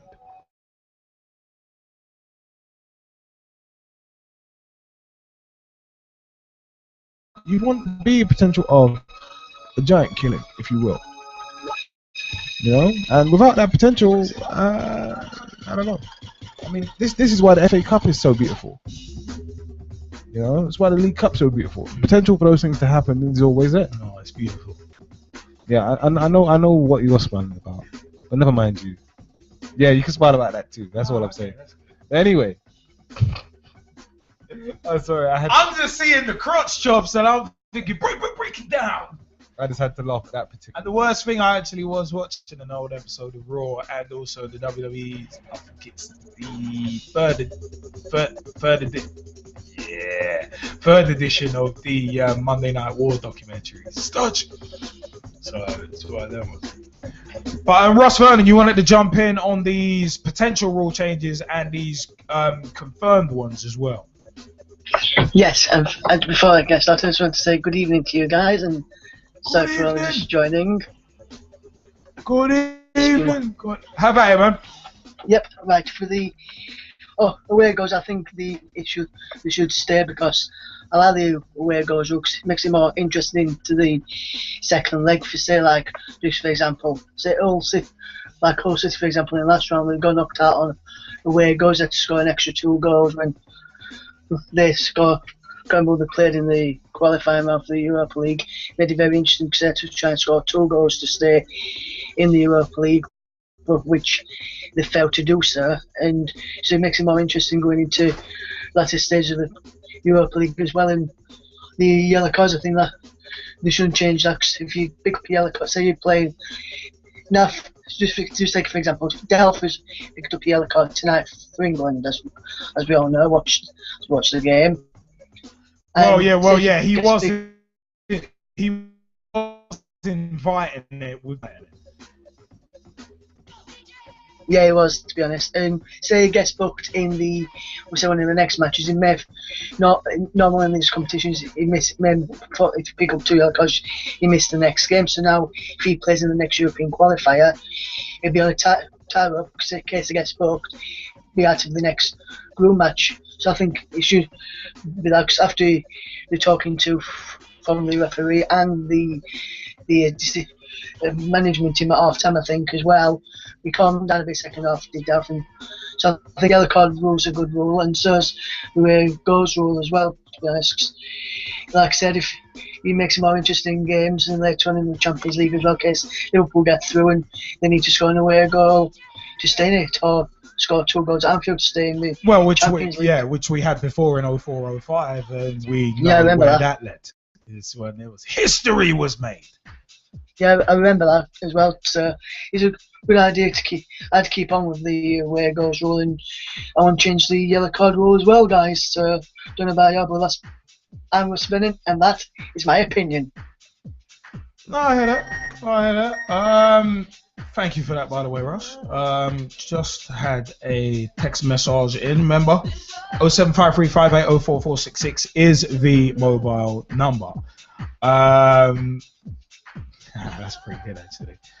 If Neymar was wrestling for WWE, what would his finishing move be? The Vertebreaker. That's terrible. That's such a limit. Vertebreaker will break your spine. Vertebreaker. Sugar Shane. Those old WCW days. It's actually that move. But it is one of them ones where we're going to pause that particular track because it is time for us to switch segments, because we had this segment return last week and now it's time for it to carry on, baby. Carry on and get seasoned, baby. Carry on and get seasoned. You know what? It is time. It's time for us to actually hit it strong with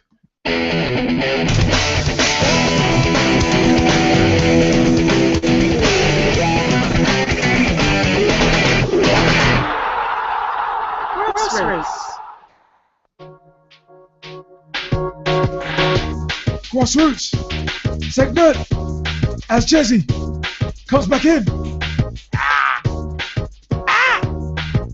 Melting down. Run.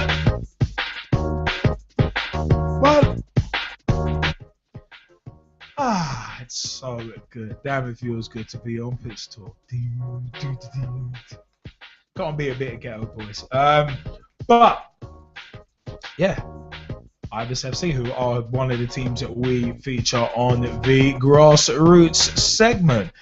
And you know what? It is one of them ones. We do have the results from Saturday, 6th of September 2014. We'll get into that in a second. It was the Ibis 1s versus Southgate Olympic and the Ibis 2s versus Old Stations. I'm going to come back to that in a sec. Because ibisfootballclub@gmail.com is where you need to email if you want to play for Southern Amateur League side Ibis.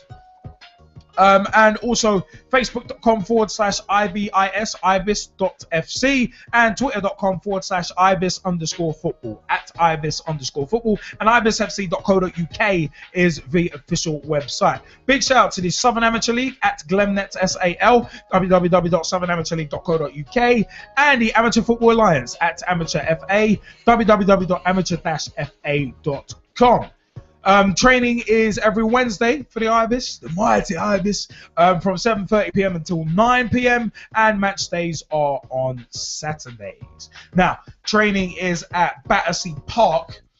All-weather AstroTurf pitches. So it's one of them. The G-Man has the G-Man. Well, no, it's all good. It is all good. But you know what? Yeah. It is one of them, baby.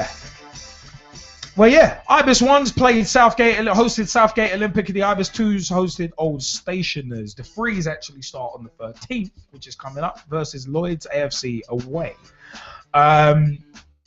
So, the results from this past week. The Ibis 1s unfortunately lost 5-4 against Southgate Olympic. An own goal, Adam Pennycook. And Dave Chadwick scored, and Luke scored as well. In the Chadwick? No. I'm joking. Yeah. And the Ibis 2s won 2-1 against Old Stationers 2s. Mark Pennycook, who is Adam Pennycook's brother, and Han Cho scored for the 2s. So, all good. All good. G-Man, you looking forward to the Ibis season? Yeah, starting for the first. Yeah, without a doubt. I think it starts next week, innit? Yeah. You know, I think it's gonna be a pretty good season. Like I said last week, everyone's rallied up for it, and the upper peers, should I say, you know, have got things moving in the right direction so far. It sounds like, and unlucky to the Ibis 1s, but good victory for the Ibis 2s, and hopefully the Ibis 3s can get their first victory next week. I'll look at all that. I mean, the Ibis 1s are actually against AFC Old Smiths at home, and the Ibis 3s are, as I said, away at Lloyds AFC. So it's one of the 2s have got the week off. It's kind of an odd one in terms of the fixtures. Still, it's a shame though, because I saw yesterday that Jordan's injured himself. I don't know if he's broken a tibia or fibula or something. Well, Jordan Mills? Yeah, Jordan Mills. Ooh, so that's a shame, man. That's a shame, man. Jordan, get well soon, brother. Get well soon, man. JJ Mills. He posted quite a funny picture on Instagram of him. I was joking and saying, "Yeah, look, mate, that looks like you from 2 years ago." And he was like, "Nah, more like 8," because it was a school picture. And he had a woolly hat on. He probably looked like a little troublemaker. It was fantastic. It was actually fantastic. But yeah. It's one of them. Was just the G-Man. I thought you were something on wine. I was gonna say. That van, though. The vine, baby. The vines are funny. I love them vines, baby. Ooh. For the van, no. Oh yeah, that does look quite bad. Actually, does look quite bad on Jordan's injury. So it's one of them. Looks quite bad. But. Oh, I should have. Pound v the dollar. I should have bought something. But yeah, Ross Vernon, did you have something to mention for the Grassroots segment? I did, Liam. My local non-league side, Portgate FC. The nickname is the Steelmen. They play around Wood Pavilion, Green Lane, Rotherham, South Yorkshire. S62 6LA is the way you can go and watch them play if you're in the South Yorkshire area. They played Glasshout and Welfare of the weekend with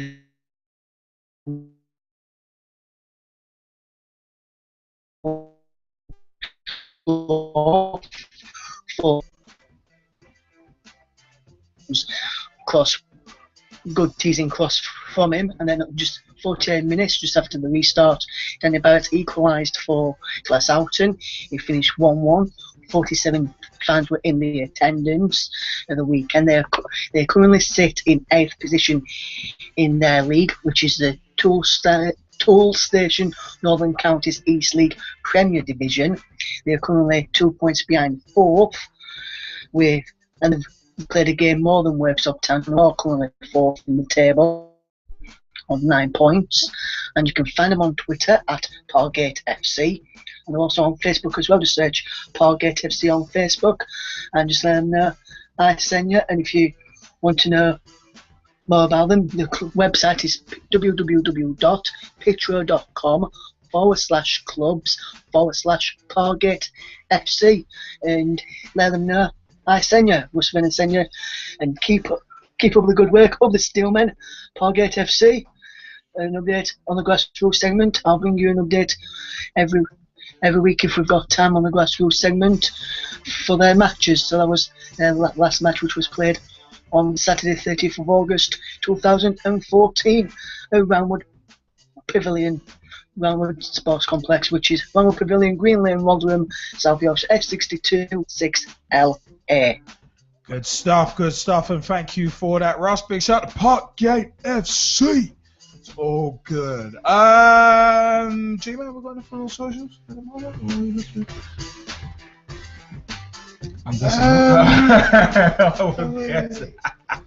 No, we don't have, but I do have a message here. Yeah, shoot. I do have a message here, and it is in relation to England, with it all being internationals and that.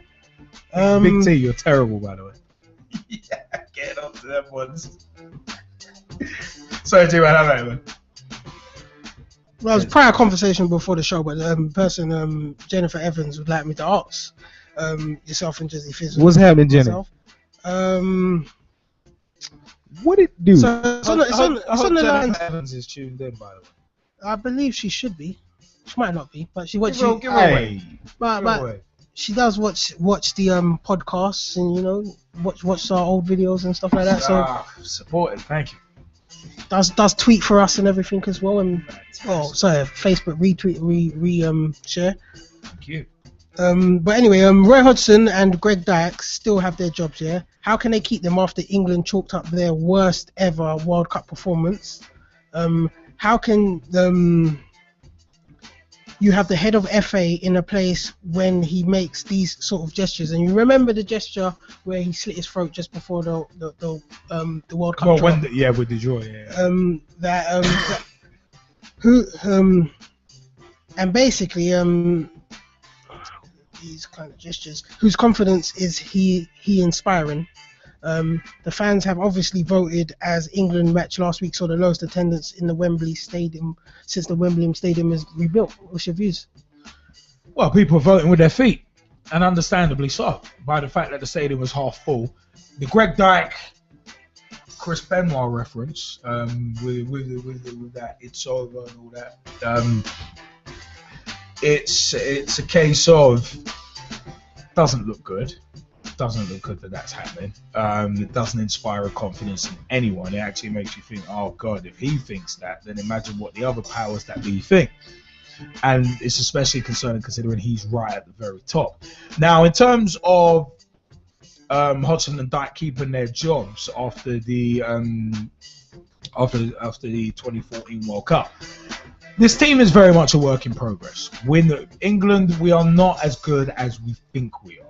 So, and a lot of this talent is good, but it's being lauded as great too early. It's one of them. Was the fact of the matter is, I was saying in the post-match playback with Facebook, why does a player always have to be the next something? Why can't we? And Joey Barton's blog actually came out with a similar sort of opinion. Oddly enough. It's basically, why do we have to put the weight of the world on these players before they've even finished developing in a footballing sense?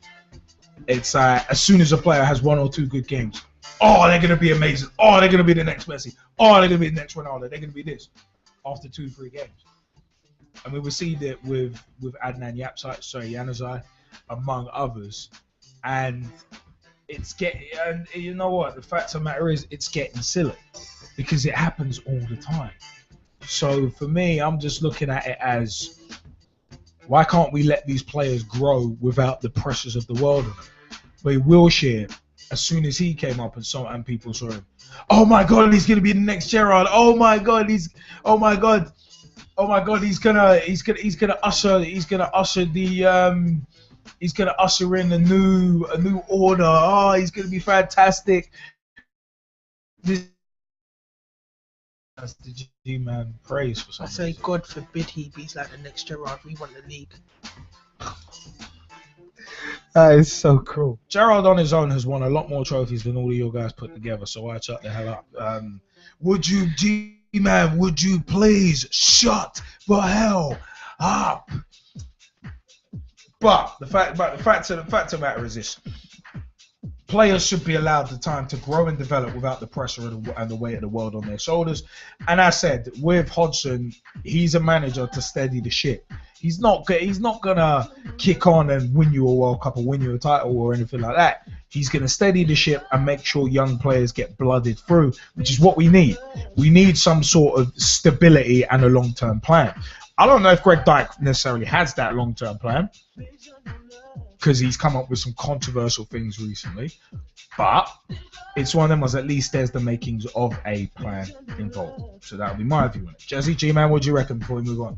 Well, yeah, I agree with you when we say that probably young talents are lauded and lifted up in the realms of superstardom far too early. Having said that, though, I do think that that is one thing that definitely needs to change. I'm not a particularly big fan of that. I feel that that's probably the major cause of a lot of players underperforming. But then, having said that, I think that as professionals, these players need to be made of sterner stuff. It's a simple fact of the sport now, and of sport in general, that once you're thrust into the limelight for previous performances, or just generally being regarded as having a lot of talent, that you have to deal with those kinds of things and continue to perform. So either you learn how to do that, or we carry on as we are. So I think in terms of media training, I think veteran players need to do more to help young players. I feel that managers need to do more to protect young players. And I also think that generally the expectations need to be lowered. Like, I was reading Paul Scholes' column, and he was saying, like, look, all these young players, they should be free, because, you know, by comparison to this, you know, his golden generation, golden generation, and then the other generation before that, barred, you know, the team that won the World Cup. Look, they didn't actually win anything either, so, you know, it's all right. Like, you know, there isn't really a lot to be better than. You know, if they'd actually gone on and it's all right. And if they'd actually gone on and won something, then yeah, fair enough. But on the account of them not winning anything, look, just go out there and play. If anything, you had everything to gain, because right about now, technically by comparison, that lauded golden, everyone was so great. What did it win? Nothing. So they're doing alright, and that's the only thing I need to worry about. Now, in terms of the long-term plan, do I that, you know, in anything? I think maybe the mission needs to be there. I think model what Germany had, or better yet, similar, where similar but not exactly the same, because similar in that Spain had quality sides for years and years and years and years and years and didn't really do anything. And then at one point, everything just clicked. You know, and we're not talking about having a conveyor belt of young talent that, again, doesn't really do much, like Holland. As I say, I'd aim for a model similar to Spain. The same crop goes on and actually brings home trophies. So I'm hoping that does come in my lifetime, but in terms of the immediate future, will it happen? I don't think so. I don't think that the powers that be are the right people in charge for that to happen. And I don't think that Roy Hodgson is the right manager. I think you made a valid point that he's more of a caretaker. he's going to go. And as you say, blood the other players. But in terms of him having the impetus to help them kick on to the next level where they're challenging on a consistent basis, is that him? The fresh man.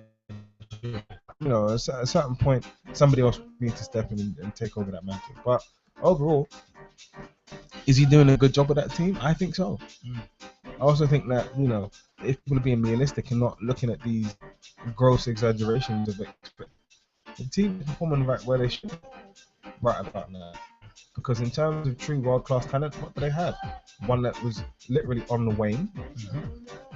Play of words that I did there. But literally, it's not there. So, you know, having said all that, what do you expect? Whereas you look at, you know, for example, the Germany squad that won the World Cup, there's quite a few legitimate world-class talents in that team. Yeah. So, you know, by comparison, did England have that? No. So, do you expect them to go on and win anything? No. So, we are exactly where we're supposed to be. You know, but give these players time to develop where the pressure isn't as intense. You know, I look at the likes of a Jack Rodwell, a John Stones, not a Jack Rodwell. I'm thinking of Ross Barkley is who I'm thinking of. That Ross Barkley, Raheem Sterling, as I say, John Stones, to a lesser extent, maybe even a Phil Jones, right? I would take those players. I would say, given time.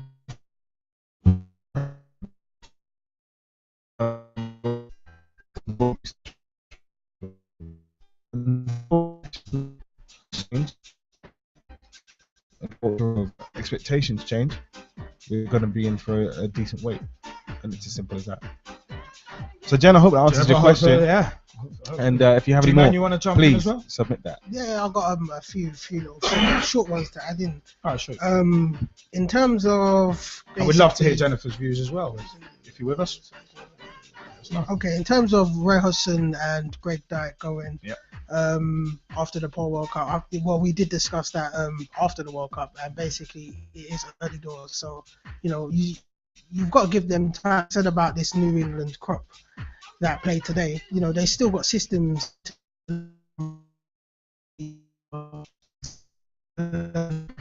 national level, as well as, you know, just learning about each other on the field. So, and learn from Ray Hodgson as well, because he's still got to get his way and views of how to play the style of football that he wants to see across to them. Yeah. So you got to give him time to do that. In terms of whether Greg Dyke should have gone for that gesture that he did, you know, after, or in terms of that gesture that he did. I think he should have gone for the gesture. Not gone, but in terms of what do I think about it when he did it, yeah? You know, at the time it was all fun and jokes, and it was like, oh, he shouldn't have done that. He could be doing that. But mate, he knew what he was talking about. Yeah. He knew it was the group of death for England. He knew it. He shouldn't be doing Wait. He shouldn't have done it. But in hindsight, if you take it as we were one of his colleagues, one of his friends, yeah, on of level, we wouldn't have battled an eyelid at that, because we would have been behind closed doors saying to him, well, you know what, we got a tough group here, blah blah blah blah blah blah blah. Where, you know, when looking at that group, you got what I'm saying? Yeah, I do. You get what I'm saying? I'm saying that. So at the end, in hindsight, to his credit, he knew what he was talking about. He just knew that it wasn't going to be the easy swing for England. And the last point, you know, the fans talking with their feet. That's what I love to see, because this is going out to all those fans that want to do these protests, that want black bag, bin bags over seats at the Emirates, just as you say, that placards and on screen. all those sort of things, and wants to, you know, do petitions and all that. Talk with feet. That is the most important thing that you could do in football. Yeah, is talk with your feet, talk with your money, take it elsewhere. It was clearly seen to everyone that 40,000 fans weren't there. Yeah. You know, what did we put on the Pitch Talk Twitter feed at that time? This is one of the first tweets we put before the match even started. About the half-empty stadium. So it was like, well, no fans equals no shot. Look how powerful that was. Yeah. That's what you need to do if you want to get something done right. You don't go around running around the street causing riots, or, you know, You don't even have to use bad curse words at the people that you dislike. You can just talk with your feet. It's evident. But yeah, that's my opinion. You know what? Speaking of opinions, our next segment hopes to change them. And we're going to play something in a minute. So it's one of them ones. Our next So we are going to go right into a little bit of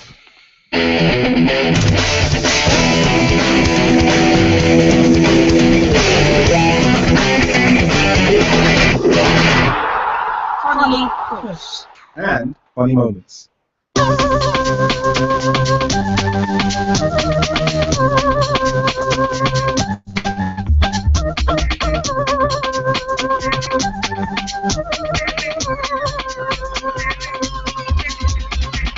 Yeah, we are back with funny quotes and funny moments. We're going to kick this off, actually. Arsenal fans had hoped to sign Falcao, but instead they got Welbeck. That's the, oh my god, that's the equivalent of asking your wife for anal sex, but instead getting a pat on the head. You wrong for that one. Big T, you wrong for that one. All I'm saying is, Big T, your eBay chain, your EAB chain, hat, yeah, car, is waiting for you, man. He's waiting for you. That's all I'm saying. He's part of the crew. He's waiting. Oh, this is a good one, actually. It's in relation to transfer deadline day, and last week you will have seen to something being prodded in someone's ear. But breaking news: Arsene Wenger has confirmed his interest in the Purple Deal. As he looks for more penetration.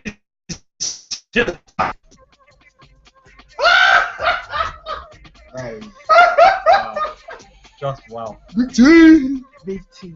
One half of the tag team champions of the world. Being a runner. The other tag team champion of the world is right there. Oh, it's terrible.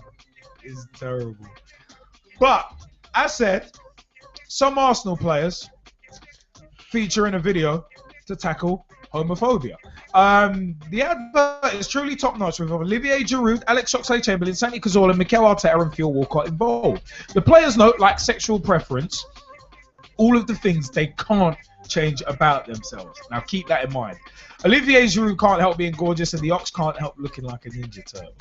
Now, #rainbow laces is the hashtag that they're trying to get across with Paddy Power. But this video is hilarious. So we're gonna pause that track because we just want to play you through the audio of it.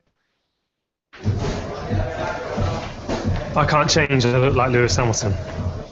I can't change that my hair is perfecto. I can't change my height. I can't change that I look like a Teenage Mutant Ninja Turtle. I can't change that I'm gorgeous. But together we can change the game. Players are lacing up to kick homophobia out of football. Use #rainbow laces to get involved and show your support. Cowabunga!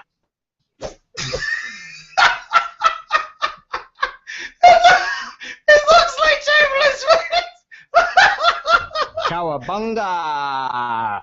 He looks like he's taking gurning lessons from Phil Jones.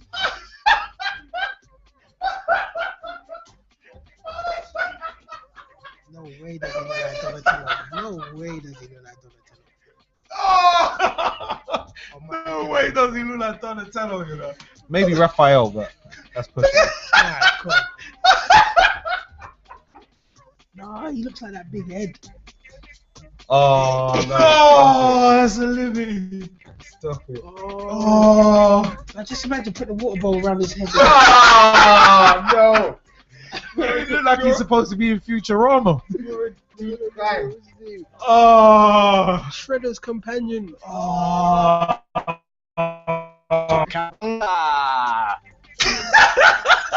He is taking gurning lessons from Phil Jones.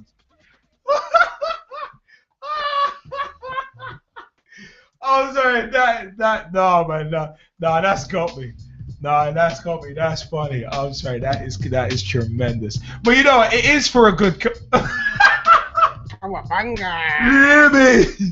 Oh, Craig, you know. That is cold-blooded. No, come on. No, you look like a Teenage Mutant Ninja Turtle. You look like Krang.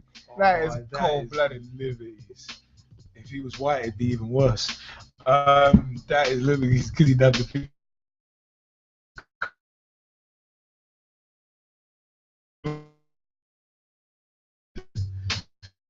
Hash rainbow lace. Fantastic. Oh, kicking homophobia. Well, why not say that he looks like Bebop? I'm just saying. It was him who said it. But you know, it is an interesting little slogan though, because. But together we can change the game. Players are lacing up to kick homophobia out of football. Use hashtag Rainbow Laces to get involved and show your support. See, that's a good initiative. It's a fantastic initiative. And Paddy Power using their comedic powers for good. Yeah. Paddy Power are fantastic. When it comes to promo and doing mad things, they're fantastic. The Moyes statue, fantastic. The Ferguson statue, in case of emergency, break the glass, fantastic. Among other things. So, no, I applaud Paddy Power for that. And also the Arsenal players for getting involved. It's good. Yeah, I mean, the thing that surprised me about this whole campaign is that there haven't been more clubs involved. Yeah, very much a surprise. I mean, the Rainbow Laces thing, this is like the second time that they've done it, because I remember them doing it on a specific day a few months back during the last season. So, it's good stuff. Kick homophobia out of football, hash Rainbow Laces. So Paddy Power in partnership with Stonewall, the world's largest anti-gay, anti-homophobia charity. So it's one of them ones. You know what? It is one of them ones where it's time for us to pause segments again. Home straight of the show is being reached. So we might round out with a good few bits of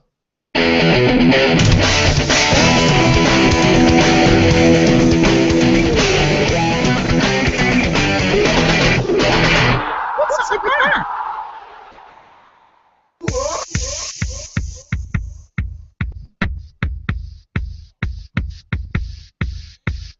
Yeah. As everyone else is looking at their phones, I'm looking forward. It's tremendous. It's actually tremendous. Oh, but you know what is tremendous? Also, as well. Oh, stop it. Cowabunga!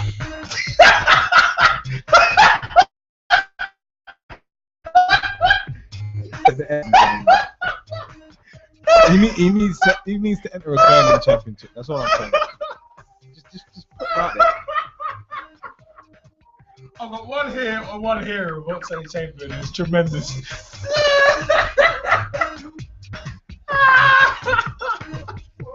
I'm sorry, that's just too funny. That's too funny to me, man. It really. I'm gonna take that off the screen because I can't look at that no more. That's funny. Okay. Now the people can't see me. No, you want to go to the Gerrard one. You want to go to the Gerrard. But Basingstoke Town bid to sign Brazil legend. From September 4th, 2014, non-league Basingstoke Town have made an audacious bid to sign Brazil's World Cup winner Ronaldinho. The conference Southside said they were in contact with Ronaldinho's brother and agent Roberto de Assis. Yes, A-S-S-I-S. Yes. That's his name, Roberto de Assis. I thought he's related to someone that we know.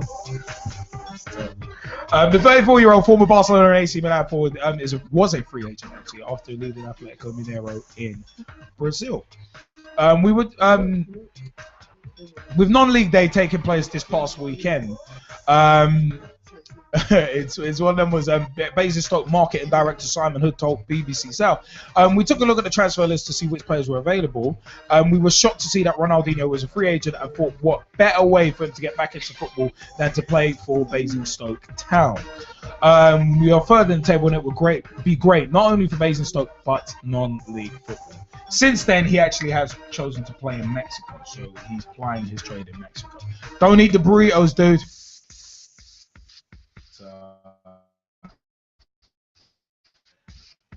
I was saying, Basingstoke cheeky.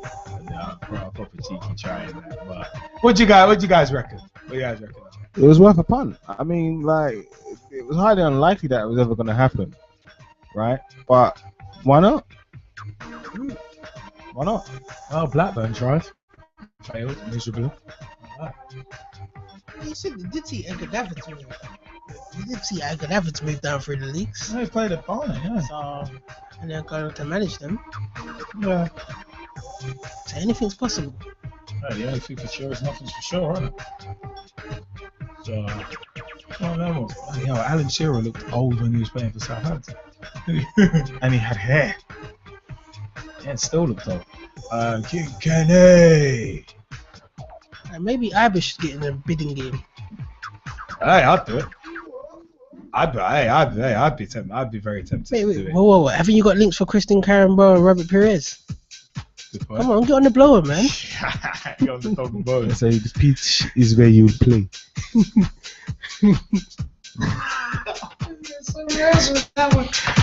If any of the Skypers want to jump in on these points, let us know.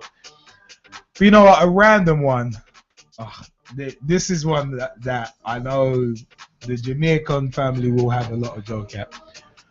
Bungay Town. What? Bungay Town. Yes, that's the name. Bungay Town, non-league club to hand out mushrooms to fans. Stick with me on this one. From September 4th, 2014, Suffolk non-league club Bungay Town are offering free punnets of mushrooms to supporters who attend their home match against Martham on Saturday. The offer is part of non-league day when clubs try to boost fan numbers. We have a supplier of mushrooms, so we thought, why not? The former chairman is a mushroom grower. Vice Chairman Sean Cole. Last season, the Anglian Combination Division 2 side gave fans 5p to attend their games on non-league day. Last year we had a 60 to 70% increase on the day, and I would be delighted if we could get that again, Cole added. Non-league day was set up in 2010 by James Doe as a way of highlighting the importance of affordable, volunteer-led community football. The event has become an annual part of the football calendar during an international break and is backed by both Premier League and Football League clubs. Premier League players, both past and present, such as former Southampton midfielder Matt Letizia and current Hull defender Curtis Davis, have given their support. Have given their support to the day. Teams across the country are reducing costs of match tickets on Saturday, and many more are offering special deals in a bid to attract fans to games. Matches at Blythe Spartans, Dulwich Hamlet, Lewes and Marine will all provide anti-discrimination group Kick It Out with fans being given promote anti-discrimination group Kick It Out with fans being given flags, badges and wristbands to support the organisation. Elsewhere, Conference side Kidderminster Harriers will be giving out free children's books, whilst Truro City are handing out free scarves with the combined logos of both Truro and opponents Hitchin Town. You know what? Yeah. I actually think that's fantastic, and I hated that Liverpool shirt. I actually hated it. The free straps coming up. Nah, that's looking like ribs. It's terrible. But you know what? Yeah, I actually think that's non-league day is a fantastic initiative, and we at Pitch Talk and also Motivate Sports and Fitness supported it as well. And the fact is, we should be supporting these all year round. That's the thing. We should be supporting these initiatives all year round, and it's a case of that's the way I look. That's the way I look at it. But giving mushrooms to fans, you want to hope those mushrooms aren't like Paul Daniels, aka Magic. Because it's one of them. Because it's one of them ones.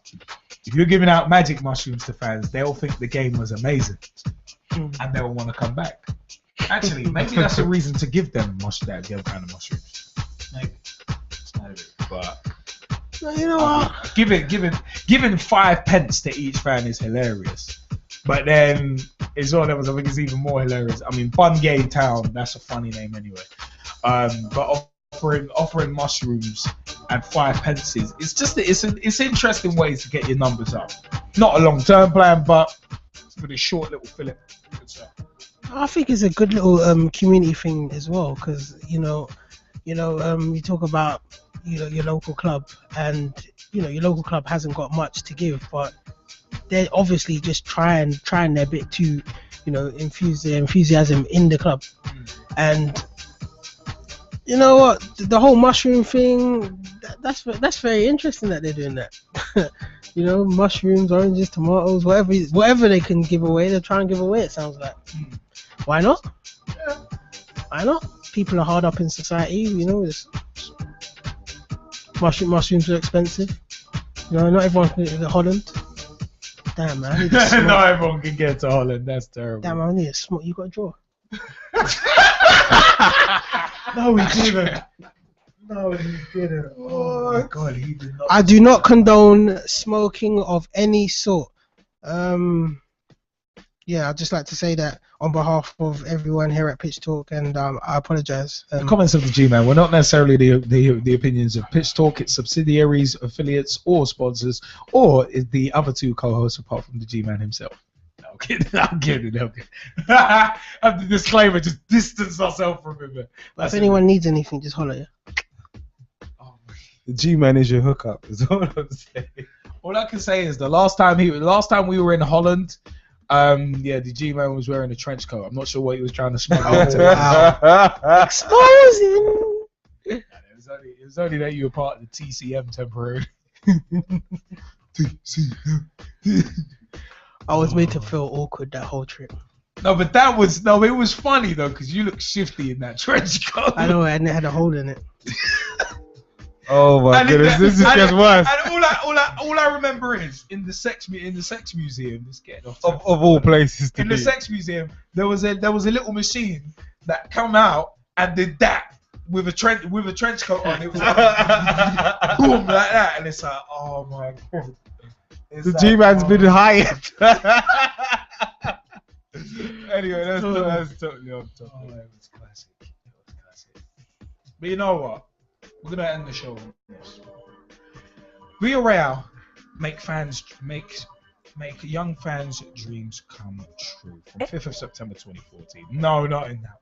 In what way? Why is he sniggering? No, it's just something that I saw. Why is he sniggering? Oh yeah. Oh, they need to show Gazza's goal from that day. Yep, there you go. Obligatory, right on point. That goal is fantastic. Gazza against Scotland. Oh, this moment. Football's greatest Alan Shearer, and it's one of them ones. That was a fantastic Holland team, and that team was beast. Boy, it's one of them ones. We make them humble. We broke their back, made them humble. What? We didn't put them in the Campbell clutch, but we made Holland humble. As we were talking about magic mushrooms. Yeah, Holland, come on, it's tremendous. It's written in the stars. No, it's not. It was written in the stars, but not a million miles away.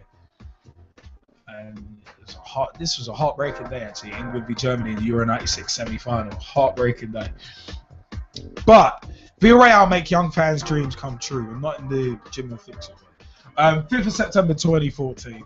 A charity match between Villarreal and Celtic took place on Thursday evening and gave one 13-year-old fan the opportunity to live out his dreams, pulling on the yellow of the El Submarino Amarillo, the yellow submarine.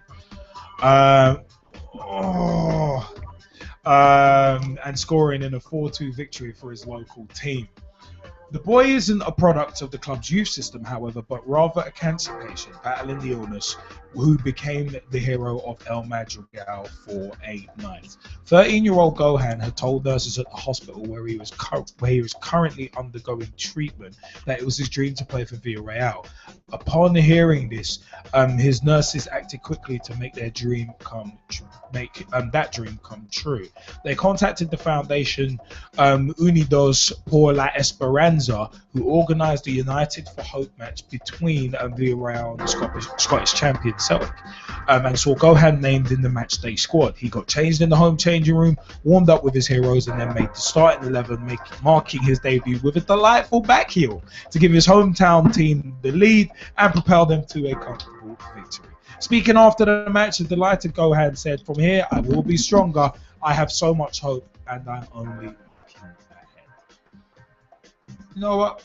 What better way to end the show than a fantastic feel-good story like that? I love that. Those kind of stories really do. I mean, as much as there are reasons to be fearful for football, in terms of potential financial implosion, which money in football we'll get to next week. It's just fantastic. It's absolutely fantastic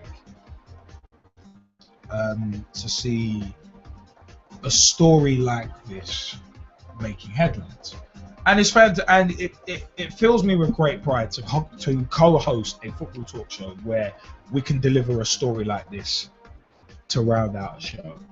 It's absolutely fantastic. I mean, guys, what do you reckon?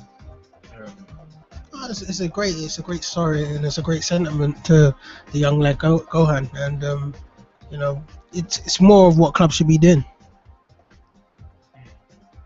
Jazzy, any thoughts on that? I totally concur with what the G-Man said. I think, you know, in terms of memories, right? And I always look at a sport in that regard. Sport will always offer you fantastic memories. You always remember certain things that happened in the sporting world. I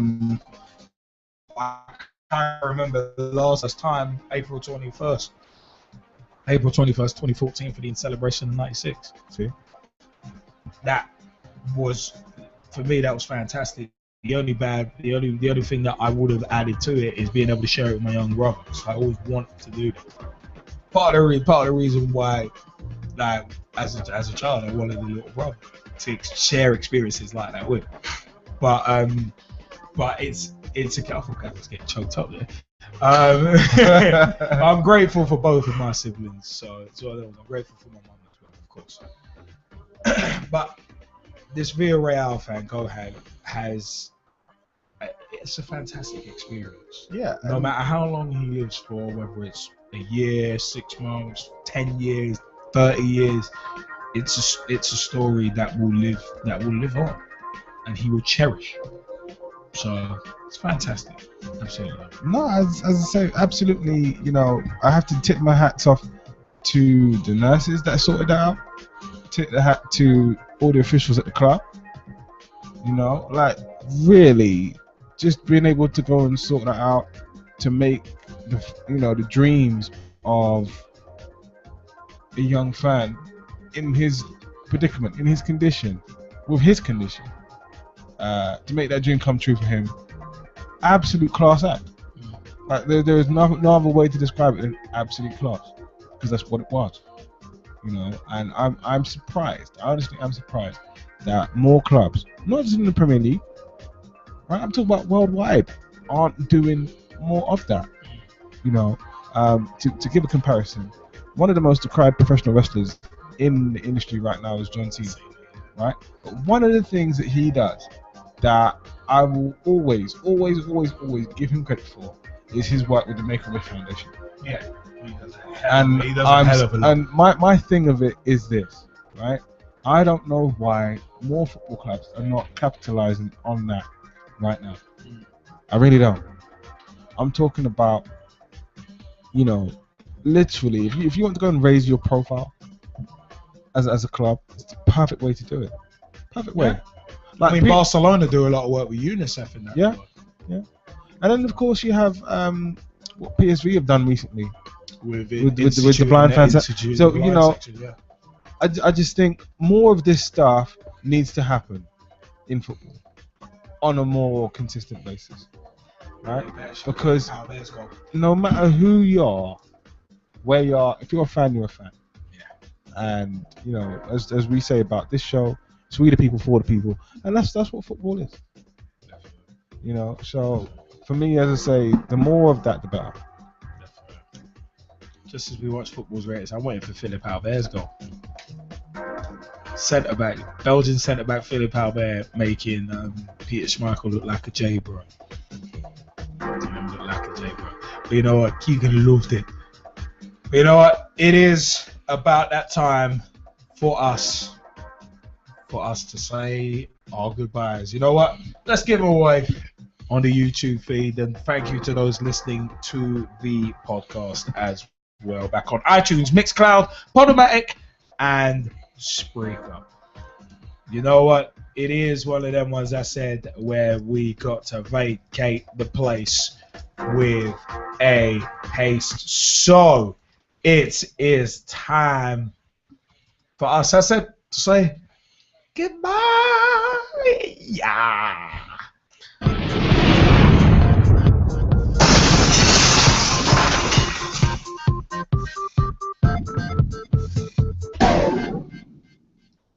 Hi, I'm John Sitton, and I'm here with Gavin, Liam, and Gerald on Pitch Talk. The football talk show that pulls no punches and holds back nothing on opinions. Hello, I'm Rob Perez. My name is Christian Carambeu. I'm grassroots coach Manisha Taylor. Hi, I'm Matt Hodgson, director of the 4-year plan, and you're listening to Pitch Talk, the only place to get your Monday night footballing fix. Make sure you join the revolution. The pitch is where we eat. The pitch is where we sleep. And the pitch is where we talk. I'm Andy Copeland from the Glennet Southern Amateur League. Philip Wick, I'm CEO of 14. Rob Lusher, former chairman of Ibis FC. I'm Samir Swanee, co-founder and co-director of Motivate Sports and Fitness. And you're listening to Pitch Talk. Ladies and gentlemen, boys and girls, children of all ages, straight shooting LJ, the G-Man and Jazzy Fizzle proudly have brought to you your Monday night football and fix, the football talk show that pulls our punches and holds back nothing on opinions. Why? Because the pitch is where we eat. Do you know how many Premier Leagues I've won?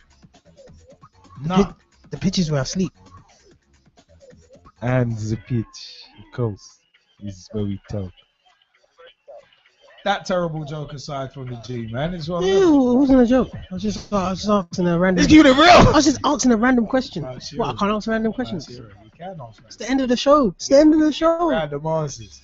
But speaking of something that's anything but random, www.pitch-talk.com is the official website. Facebook.com/pitchtalk. Become a fan, become a friend, become a member of the group. Join the footballing revolution we're working so hard to create. MySpace.com/pitchtalk. Pitchtalk.blogspot.com or .co.uk. Either will get you to our blogs. Blogs by yours truly, Straight Shooting LJ, the G-Man, Jazzy Fizzle, and many others, including Dave Me, aka at Missy, Ross Vernon, Big T, and many, many more. Many. Also, youtube.com/pitchtalk is where the official videos from your Monday Night Football and Fix reside. And why ask you this short story? Anyway, it's one thing I noticed. But also youtube.com/pitchtalk is where you can see the videos. You can see all of the videos, including Pitch Talk Meets, the Pitch Talk Meet series, Pitch Talk at the Cup Finals, and many, many more. What's that free kick against Moldova? But anyway, it's one of them ones. But you know what?